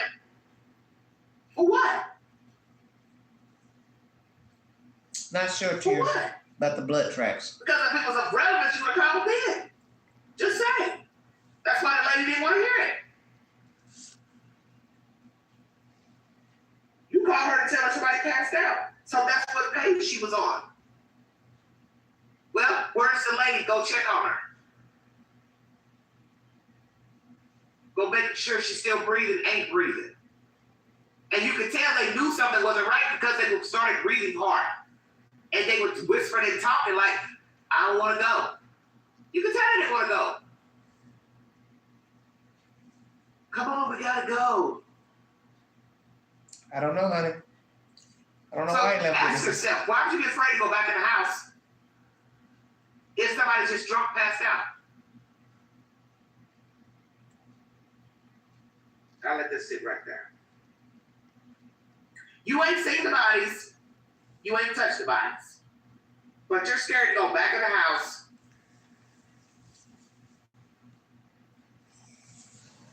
to go check on your friends who you called out. Very good question, Queen. You have not seen the bodies of your friends on either floor, but yet on the 911 call, you all act hesitant to go check for a pulse of a female who's passed out, that we now know it was dead. Make it make sense? No, we gotta go. You didn't want to go in there because it's looking to me like you knew they were dead. That's why you didn't want to go back in there. Because if a person's passed out, they're just passed out. And common sense, if they passed out from an aneurysm or a heart attack, eventually they could die. So what's the truth? Did you know your friends were already dead? And are you going to admit you knew that they were dead? But we know that you can never tell that because it's going to make you look bad. And then people are going to question your morale and your level of compassion. Why would you not want to call 911 to preserve your own life, to preserve the life of people in your house? Whether you knew what was going on in those rooms or not, you still had to thought something was off. And you knew something was off because you were up engaging in the nonsense when it was going on, which was a man unaliving your friends. And it's still going to be hard to believe that even in that house, you had no idea that somebody's being butchered from room to room. Make it make sense. And this man left you alive after killing Xana and Ethan. He walks by you and says nothing to you, and you say nothing to him. That shit is crazy as hell. I don't care what nobody say. He just butchered your friends and walks by you, and he don't say nothing. How you doing? What you doing in my house, sir? What you doing with that ski mask on, sir? What the fuck is this? You don't even slam the door. I was shocked. Okay, you were shocked. But you didn't put two and two together, something wasn't right. It's dark outside. I will assume dark inside your house. And a big old tall white man is walking by with a ski mask on. And it don't dawn on you, oh shit, it's something going on in here. Okay.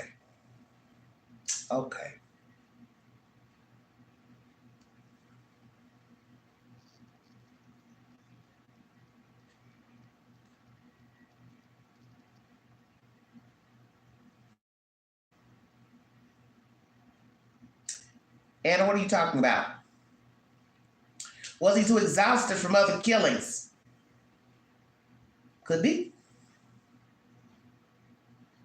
But when he returned at 9 in the morning, you have to ask yourself the obvious, why was he there? Because he left the night sheaf. And maybe he also realized, I left 2 witnesses. I didn't mean to do that. We will never know because Kohberger is never going to admit to, 1, killing the kids. He's never going to admit to leaving the sheath. He's never going to admit why he left 2 people alive. And he had to have known that they lived there because he's watched the house too many times not to know. So those are probably questions that he's going to take to the grave. These kids are never going to admit they walked the house and knew that the kids were dead. They're never going to tell that either. Because that would be a terrible thing to even repeat off your tongue. But I've seen crazier things where people do confess to murders, rapes. So one day these 2 might get caught slipping. They get on that monkey sauce and get to talking one night, and they get to telling some good friend, boyfriend, yeah, we knew they were dead. We just didn't tell. I don't know. Maybe I was high, drunk. Because that's one thing I've learned about true crime. Sometimes things don't come out for 5 years, 20 years, 30 years. Somebody tells the story, somebody slips up, somebody confesses. Something that nobody ever knew, somebody confesses to. And usually it's when somebody has decided that they trust somebody, such as a man or a woman. They get on the drugs, they get on alcohol, they start blabbering stuff. Saw that in a 48 Hours show. Guy tells a girl he helped bury a body, but many people believe he also helped sexually assault the woman and then bury the body with his friend. Because it don't add up. Your truck is used to sexually assault, breaking somebody's house. You don't know nothing about where your truck is. And then your best friend tries to blackmail you saying, well, I used your truck. I buried it on your parents' orchard, pecan orchard, basically saying you're in it. That don't sound right. Please check out that story. It's on my community page pertaining to Miss Grinstead, teacher that went missing down in Georgia many years ago. 2 men eventually found guilty of her murder. And people heard the story that they killed her. At least 4 people told authorities, GBI, oh, sorry, we didn't work fast enough. Coming in, you got people calling, telling you they heard somebody say they confessed to the killing. So see, sometimes things do slip through the cracks when it comes to true crime. I got a feeling this story is going to be one. I believe there will be justice, of course, but I do believe there are going to be details that certain people don't want revealed. You know, it may seem harsh, the things that I'm saying in this string, but I'm just giving my opinion. I wouldn't be queen if I was to pretend that this night wasn't suspicious. And I'm not talking about the murders. I'm talking about the behavior of these 2 females. The behavior is very odd to me. And I wouldn't be a genuine person if I could just let it slide and just not talk about it. That's not how I work. And trust me, when they go to court, they ain't gonna get no pass. They're gonna have to explain to everybody in the court why they didn't get up and leave, didn't call 911. And I'm sure there will be some jurors that are skeptical. May not think they're involved, but just think, still, your behavior is weird.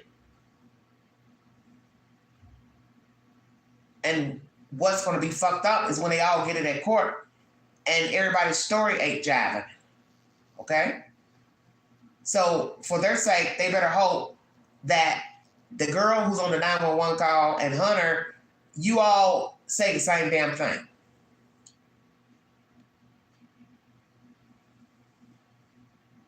Better hope you all say the same damn thing. Oh, Pale Rider, I believe that too.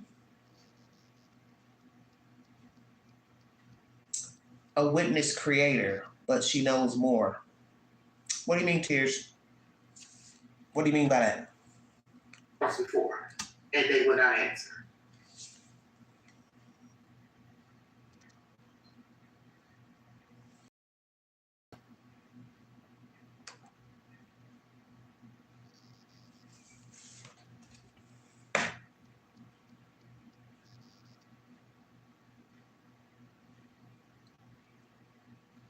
I got a feeling they knew those kids were dead. They knew it the morning of the black figure walking by, kids not answering, sitting in that room. The night is still, morning still, no movement, no conversations, nobody's answering, nobody's texting. And as I said before in my commentary earlier, yesterday, please check out that live from yesterday, Kohberger returned. How about that? Mr. Christopher returned to sing. Dylan, Bethany. And what do you think he was looking for when he returned?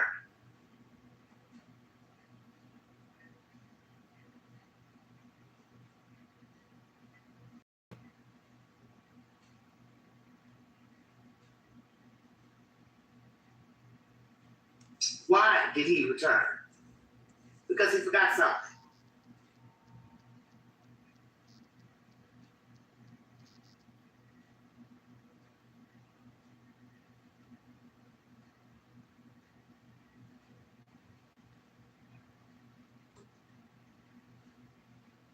And what did he forget? A sheath. Oops. I don't have my knife sheath. I got to go back in there.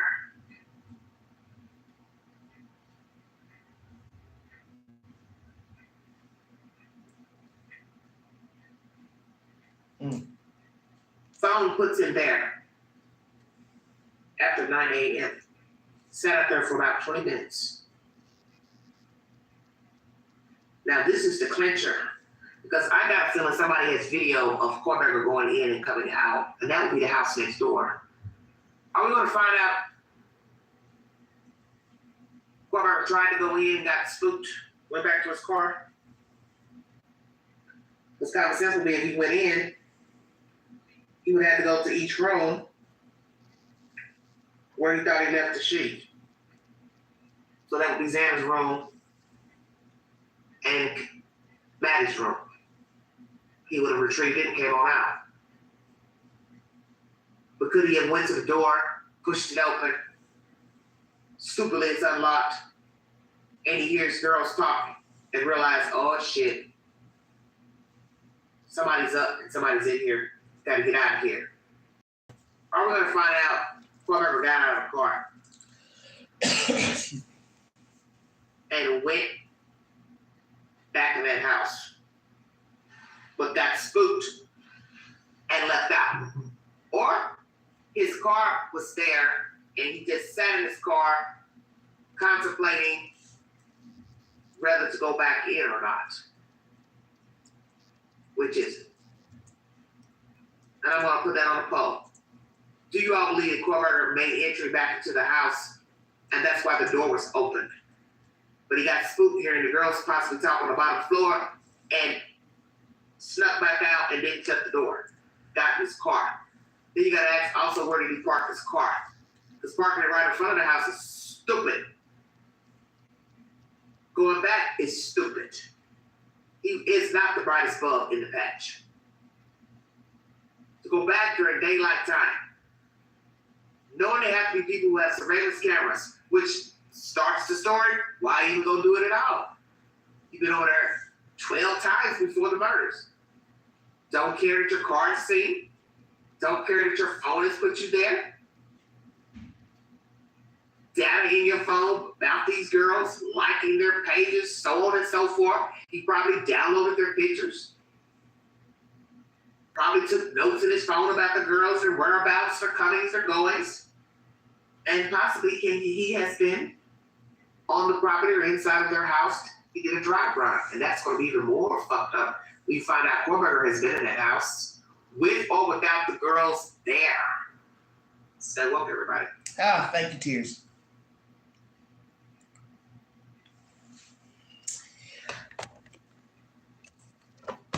I'm gonna stop Who was the here. target?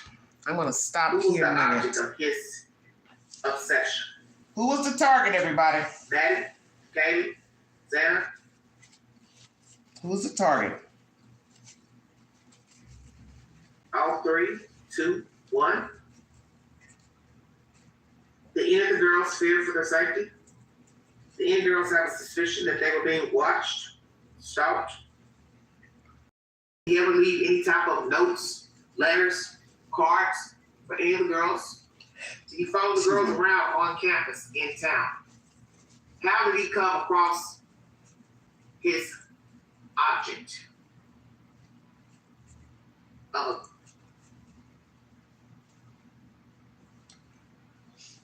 Who was the target? Why her? being, as I said, that's very dangerous to think that this man was stalking kids from across the country, applied to school to be near his object of obsession, and apply to school to unalive his object of obsession. That's deep.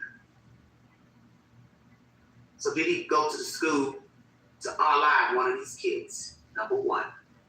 Who was the obsession?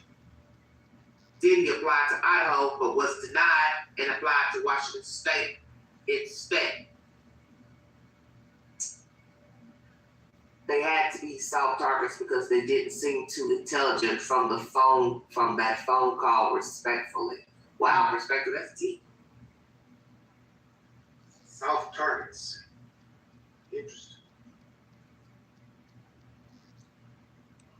Now explain to But y'all what you soft wanna kill targets are. somebody, doesn't matter what type of target it is, if that's your motivation. Obviously it was, because he's been over there 12 times before the 13th. And there was a guy there. And they have who should mutual easily, friends.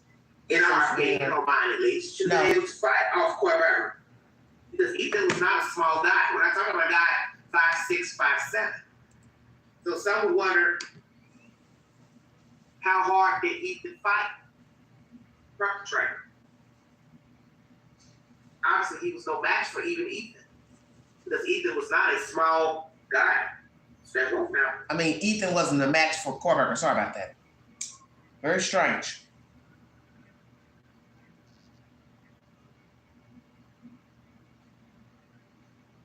Not a small guy at all.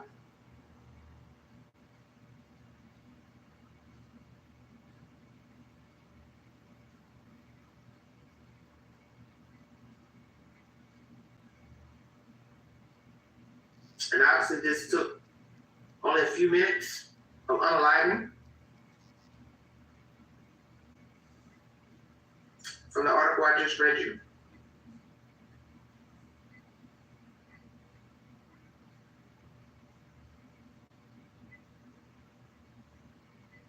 They were no match for him. He's taller, he's bigger, he obviously was strong, and he had a weapon. And they didn't know he was coming. Doubt they saw it coming. Busted in the door and went to town with the girls. Caddy was in the corner. She was trapped. As far as Ethan and Xana, I can't really say how that played out. Who was up, who was asleep. But you have to ask yourself, if they were not walking around on the second floor, such as the kitchen, and they were in their rooms, then that means he deliberately went in there to kill them. And that's a problem for me, because he left two alive. So make it make sense. If you've been watching the house, you should know the room of your target. So why did he kill Xana and Ethan? And if they were surprised in the kitchen, or one was in the kitchen, he's coming down the stairs, make it make sense. There's no way Dylan couldn't have known that they were all in their fight, struggling in the kitchen. Things will be getting broke, tore up, people slam against walls, something. Bullshit. Where was Ethan and Xana at the time of this crime? Because all that's going to be valuable in determining what Dylan ascertained and didn't ascertain, okay? What she heard, didn't hear, didn't comprehend. Because walls aren't as thick as people try to play them out to be. I think we all know this. That's an old style type house. So you already know the walls were not thick. And if indeed Xana or Ethan were up, there's no way Dylan didn't know what was going on. Because a girl is going to try to protect her guy, and a guy is going to try to protect his girl. In no way would they be quiet, because I do believe Xana will probably be a very feisty character. What we've seen in videos, she would have tried to fight Kohberger. And we learned that some of the victims did have defensive wounds. So where were they?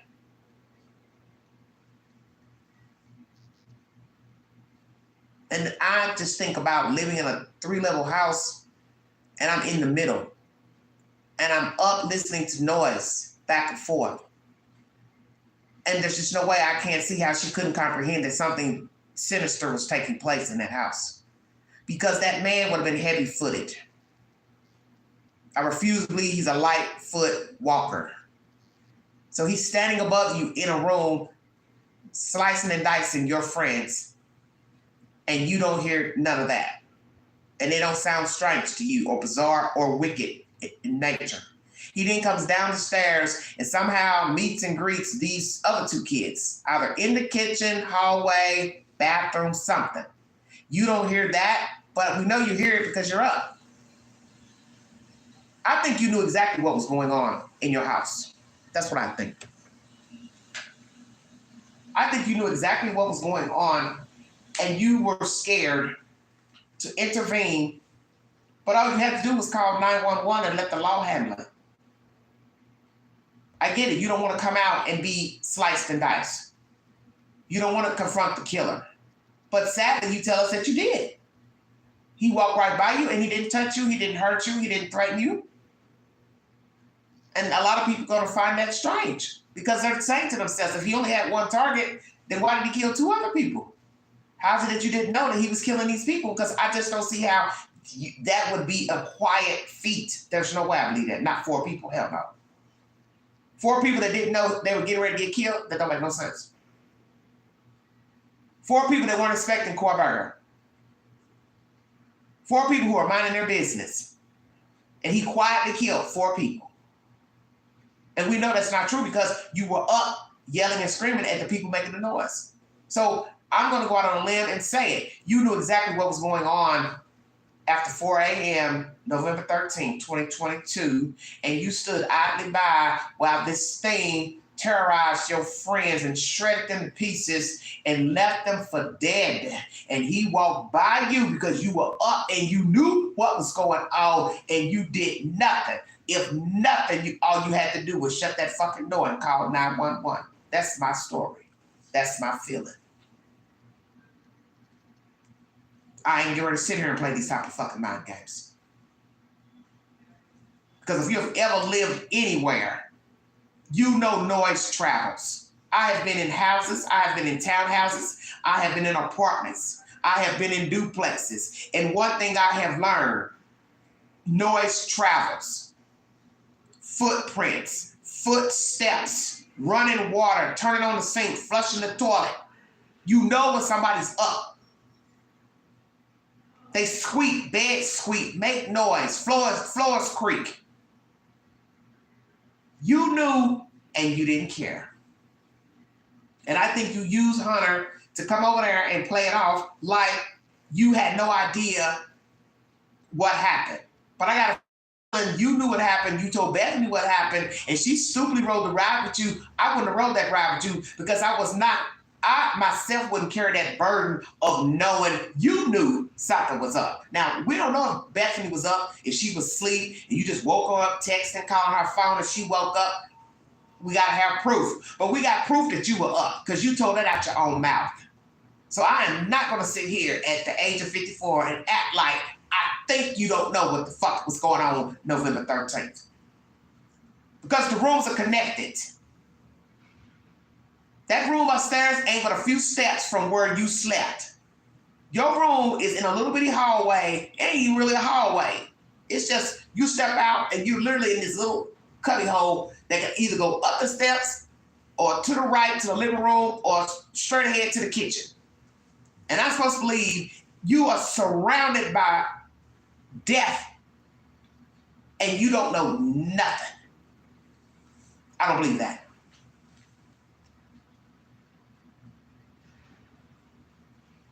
I don't believe that. I believe you heard everything. At some point you heard a distraction, a fight, a bludgeoning, and you took advantage of the situation by saying days later, I don't know anything. I'm not sure what I heard, what I saw, but I think you know exactly what you heard, what you saw. Because if it was of no relevance to you, the noise, you would have easily just went to sleep, put in earbuds, called it a night, but you did not do that. You opened your door 3 times. You yelled out to the roommates. So that means Kohberger knew that somebody else was up, but yet he didn't harm you. Find that strange. His latent footprint is at your door. Put it together. Kohberger has seen y'all pictures 1,000 fucking times. You all took a picture together on the 12th, hours before the murders. So Kohberger looked at those pictures. He has looked at your pages, he has done all of that. So he knows who lived in that house and he did not care. That's the scary part of this story. It's that Kohberger had been over there enough times, he did not care who stayed there. He didn't care that Ethan was there. He didn't care who came, went. He did not care because the methodology was to take all of you out. And he came prepared. The gist of the story is that 2 of you are breathing. And yes, people find that strange. Because if he only had 1 target, why are 2 others dead? I don't know. You have to ask Kohberger. But I'm not going to sit here and say you didn't know what was going on. I do believe you do. I believe you did. I believe you heard the majority of the killing. I believe you knew something wasn't right because you started texting people. And if it was no concern to you, if it was no relevance to you, you would have never texted Kaylee, Maddie, Xana, or Bethany. Checkmate. You would have easily went to sleep. That's my commentary, everybody. I will continue this discussion pertaining to the 911 call. Each night I will bring you a question pertaining to what was said in the 911 call. So tonight we have talked about what did they see in the house and did they know that the friends were dead before calling 911? I say yes, they knew. Did they use Hunter? I say yes. I'm gonna go out on a limb and say I think they used the boy. They called him over deliberately to use him to find the bodies when they already knew they were dead. Last night's lie was pertaining to Ethan. Why was he not discussed during the 911 calls as much as Xana? I find that strange. I find it bizarre. I find all of this bizarre. The whole fucking 911, he said, she said, it's all bizarre to me. It's a lack of care, a lack of description, a lack of, hey, there's something wrong. Hey, they're dead. Hey, they're bloody. Hey, they're bludgeoned. Please, hurry. Send the ambulance. Send them all. You don't hear none of that in a 911 call. And that shit is bothering me. And it bothered me all night last night. I stayed up late this morning because I could not rest. I literally got up late, took a shower after the live, and listened to my live stream and fell asleep to my own live because my spirit was bothering me. And I know that when my spirit is talking to me, there's a reason. I'm a heavy thinker. I'm a critical thinker. I have the gift of discernment, and I thank God for it Have I used it when I should? Not all the time. But my spirit was talking this morning, and my spirit said, Queen, you already know the answer. You ain't got to have nobody tell you. Nobody got to tell you about nothing. Them kids ain't never got to confess to what they knew, what they saw. You know in your spirit they knew them kids were dead. That's all that matters to me. Whatever the Gonsalves, the Chapins, Bogans, Xana's family believe, they're entitled to their thought process. I'm not them. I'm just an insider looking in, and I smell bullshit. I also find it strange that the Chapins have yet to talk publicly about their son. In recent year, naturally the mother has made it clear she don't want to talk about Kohberger. That's her choice. But still, I find it weird that you don't even say anything about the trial upcoming, looking forward to going to trial. Hell, are you even going to go to the trial? I find all that strange. One person commented they felt like the mother and family were stuck up. They felt like maybe Xana wasn't good enough for their son. Maybe they blamed Xana. I don't know. I'm not trying to put any words into the Chapin's mouth. I just find it strange that other family members are speaking. Trial is on its way in about 5 months. You would think the other young man's parents would be like, well, yes, we are looking forward to trial. We will be there. We are looking for justice for our son. Just a little slight commentary wouldn't hurt. Wouldn't hurt at all. Maybe they're angry that their son is gone. He was a triplet. So the pack is broken. One child now gone. I don't know. Could be. But I do know that in true crime, there's always something not mentioned, not told. Because that's just life. You're not going to get everything wrapped in a neat bow. But I do believe these kids knew that those kids were dead. And why they would sit in that house, not call 911, nor try to leave, is unfathomable to me. And this call to me proves it. Because these people knew about what was inside. Because how would they be able to explain it on the 911 call if somebody hadn't told them or they hadn't been inside? And that's not right. Why are you calling other people and there are dead people in your house? You had to have gotten up and looked, because that defeats the purpose of being outside. And even when they were outside on the initial phone call, you didn't hear Hunter talking.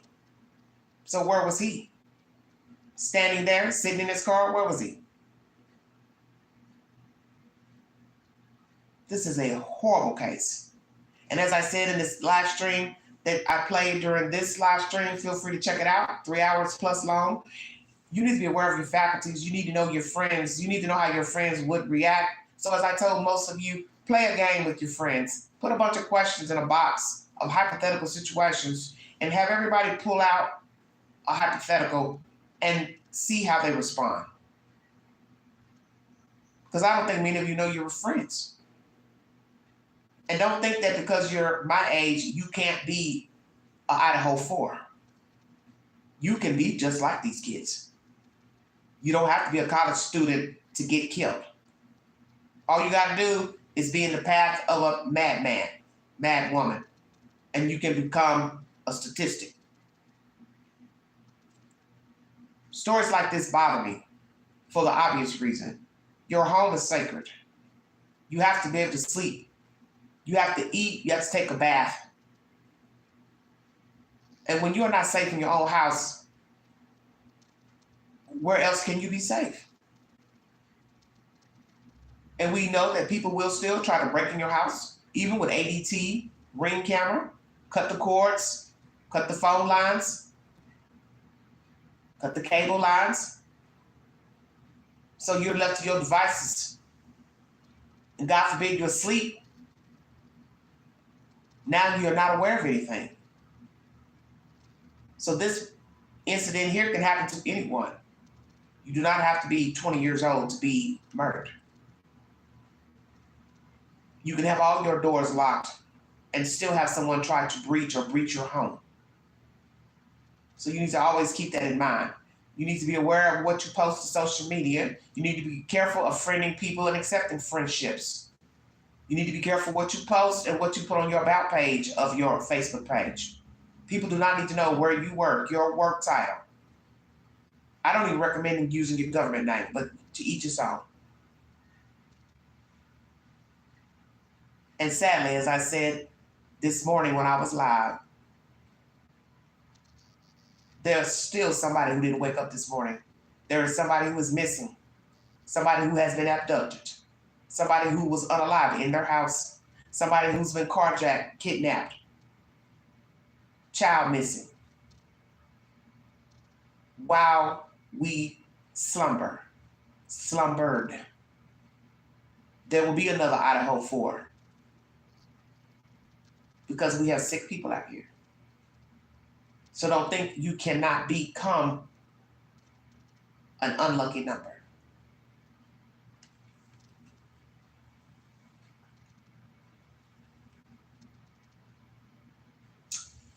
Well, tears could be. We will never know the truth pertaining to why 2 were left. The target, that would be up to Mr. Kohberger if he ever decides to tell the truth. As far as Dylan and Bethany, same thing. It'll be up to them to decide to tell why they behaved the way they did. We may never know. We are entitled to assume, we are human, but I'm using better judgment. And like I said, these 2 people, they're not people I would want to be friends with. It may seem harsh. I'm just calling a spade a spade. If you cannot think for yourself, you're not somebody I want to be around. Because you always have to remember, when you're in the company of other people, you are hoping that they will think similar to you. But that is not always the case. So this is why I said you might want to role play with your friends and your family so you can see how people actually think and behave. Because as I said, everybody don't like you. Everybody's not your friend. And people don't, just tell people readily, oh yeah, I really don't like you. I despise you. I'm jealous of you. So on and so forth. Maybe these kids were jealous of these girls. So it wasn't no rush to go call 911. Saw they were dead, said fuck it.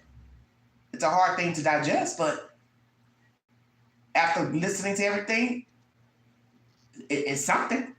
Something's awry. Something is awry. Because it don't add up. Had the 2 girls been sleeping the whole time, never got up once, never texted through the night, we wouldn't even be discussing this. We wouldn't even be discussing this. Okay? That's what everybody needs to remember. Had these girls slept through the night, we wouldn't even be discussing this except for they were murdered and here's a 911 call of when they got up and found the kids.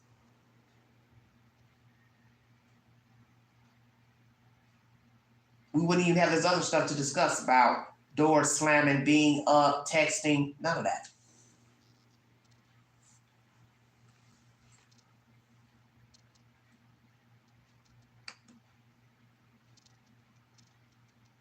I think I'll come back a little later tonight, and we're going to discuss this case out of Memphis about the pastor that was shot. It has been believed that the woman that shot him didn't know him. There was some type of altercation, verbal altercation between he and the suspect, female suspect, and she was with some other women. Is it possible that the pastor knew the other women, and this woman felt like she was protecting her friends? Her mother says she's not that type to shoot a person. There was video footage, defense, state are arguing about who was in the right. She was defending herself, but the state says no, it was deliberate. She held the gun behind her back. It's a very strange story. And what we have to ask ourselves is the obvious. What was the pastor doing out at 1 a.m. at a bar?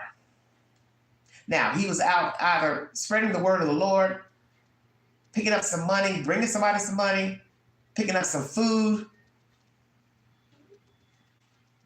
Something still is off. Just because you know you're a pastor and you know possibly wouldn't be a good idea to be out at that time of the morning at that type of establishment, okay? So I think I'm going to discuss that a little bit later. And please check out my content on the children that died in the van in Detroit at the casino. One of the children was found with lice on them. The other girl had rotten teeth. That means the children were neglected. So will Detroit bring forward charges, the state, against the mother and the grandmother? Because I got a feeling there's more to that story as well. Perhaps the parents were in there gambling. The Queen called Detroit Casino last night because it was bothering me after listening to some content on a YouTuber's channel, and he thinks the mother and the grandmother were in the casino gambling. So the children were left in the van. You still can't explain why other children didn't die. So you should know the Queen had to call Detroit last night. And I called the casino directly and asked if children are allowed in the casino. And finally, I got an answer of no. They're allowed to stay in the hotel, but not go into the casino, which makes sense. They're serving alcohol in there. Children don't need to be in there. I don't think it's a good idea for children to be running around a casino because naturally you're not going to be watching your child while you're playing the slots and playing the card tables. So will we get proof that the parents were inside of the casino gambling? Or the children were left somewhere else? I don't know, left in the van. Don't make no sense. Because like the guy said on his channel, a small minute of carbon monoxide will kill a person, and the people are in different rooms in a house. And you go in each room, the people are dead. So in a small space, such as a van or a car, you would assume everybody would be dead. So make it make sense, only 2 children died out of 7 people. Very strange. So I'll come back and we'll talk about the pastor in Memphis, murdered by a black woman. They say they didn't know each other. This is a very weird story. Why did she have a gun, number one? Was she licensed to carry? What really happened between them arguing? Allegedly, this YouTuber said they were in another bar or parking lot and then they migrated over to another parking lot. I don't know what's really the truth. I have to do a little digging, but we're going to just talk about why the hell was the pastor out at 1 a.m. at a bar? Because the only reason I can see you at a bar is you went to go take care of some business. Somebody was hurt, sick. They asked you for a ride. Can you pick me up? Can you take me to the hospital? That's the only thing I can see. Because it don't even look right for a pastor to be at a bar. Even if they're serving food, you're still risking people gossiping and talking. Then we got to ask, was the pastor dating anybody? Did the pastor have a wife? Does the pastor have children? Children under 18? Lots of questions. I'll do a little digging tonight. I'm going to get me a little dinner. I'm going to come back. We're going to do live number 2. And we're going to keep this train moving. Yeah, that's who Queen is. See, I'm not like a lot of people just make up stuff and assume stuff when I talk about a case. If I hear any type of question about anything, I'm going to go find out. I'm not going to just ride on what somebody else said on another network. I don't do that. Because we've seen a lot of people do that and the shit was not factual. So if somebody brings up, hey, I think they were in a casino. Hey, I think they took their kids in there. Hey, I'm going to go find out. So now we're back to the drawing board. How did 2 people die, but the other 5 lived in a van if it's carbon monoxide poisoning? And why was one little boy covered in lice?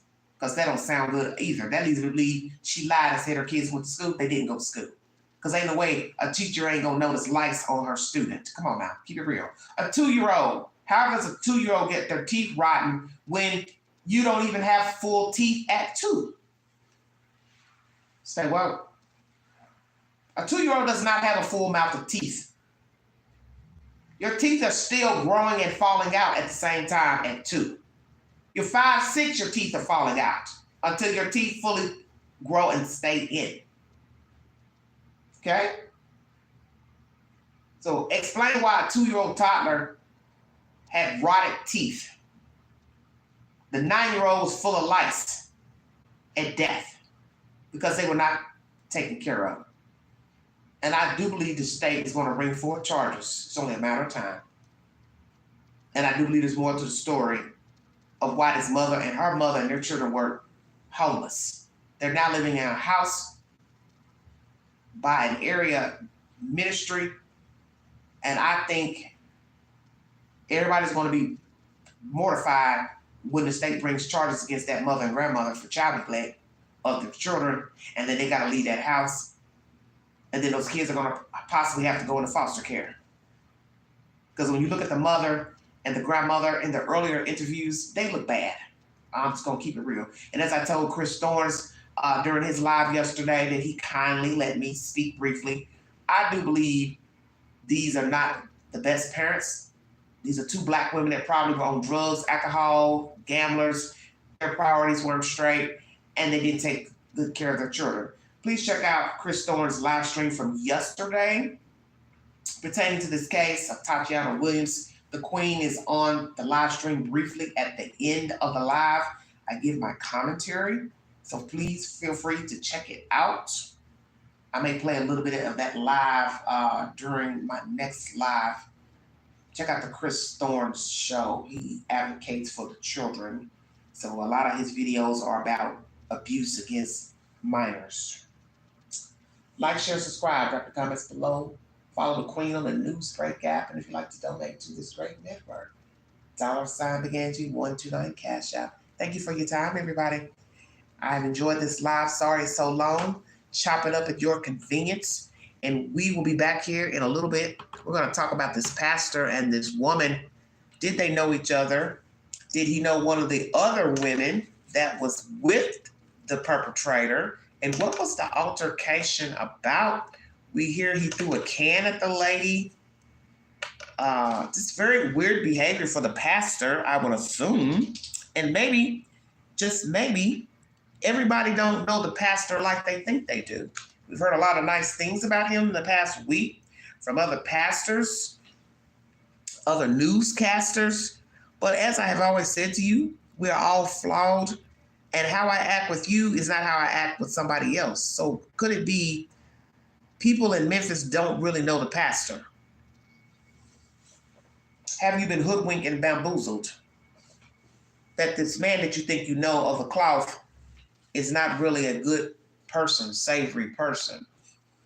We will see. You all have a wonderful evening. You have been listening to the Vault XL.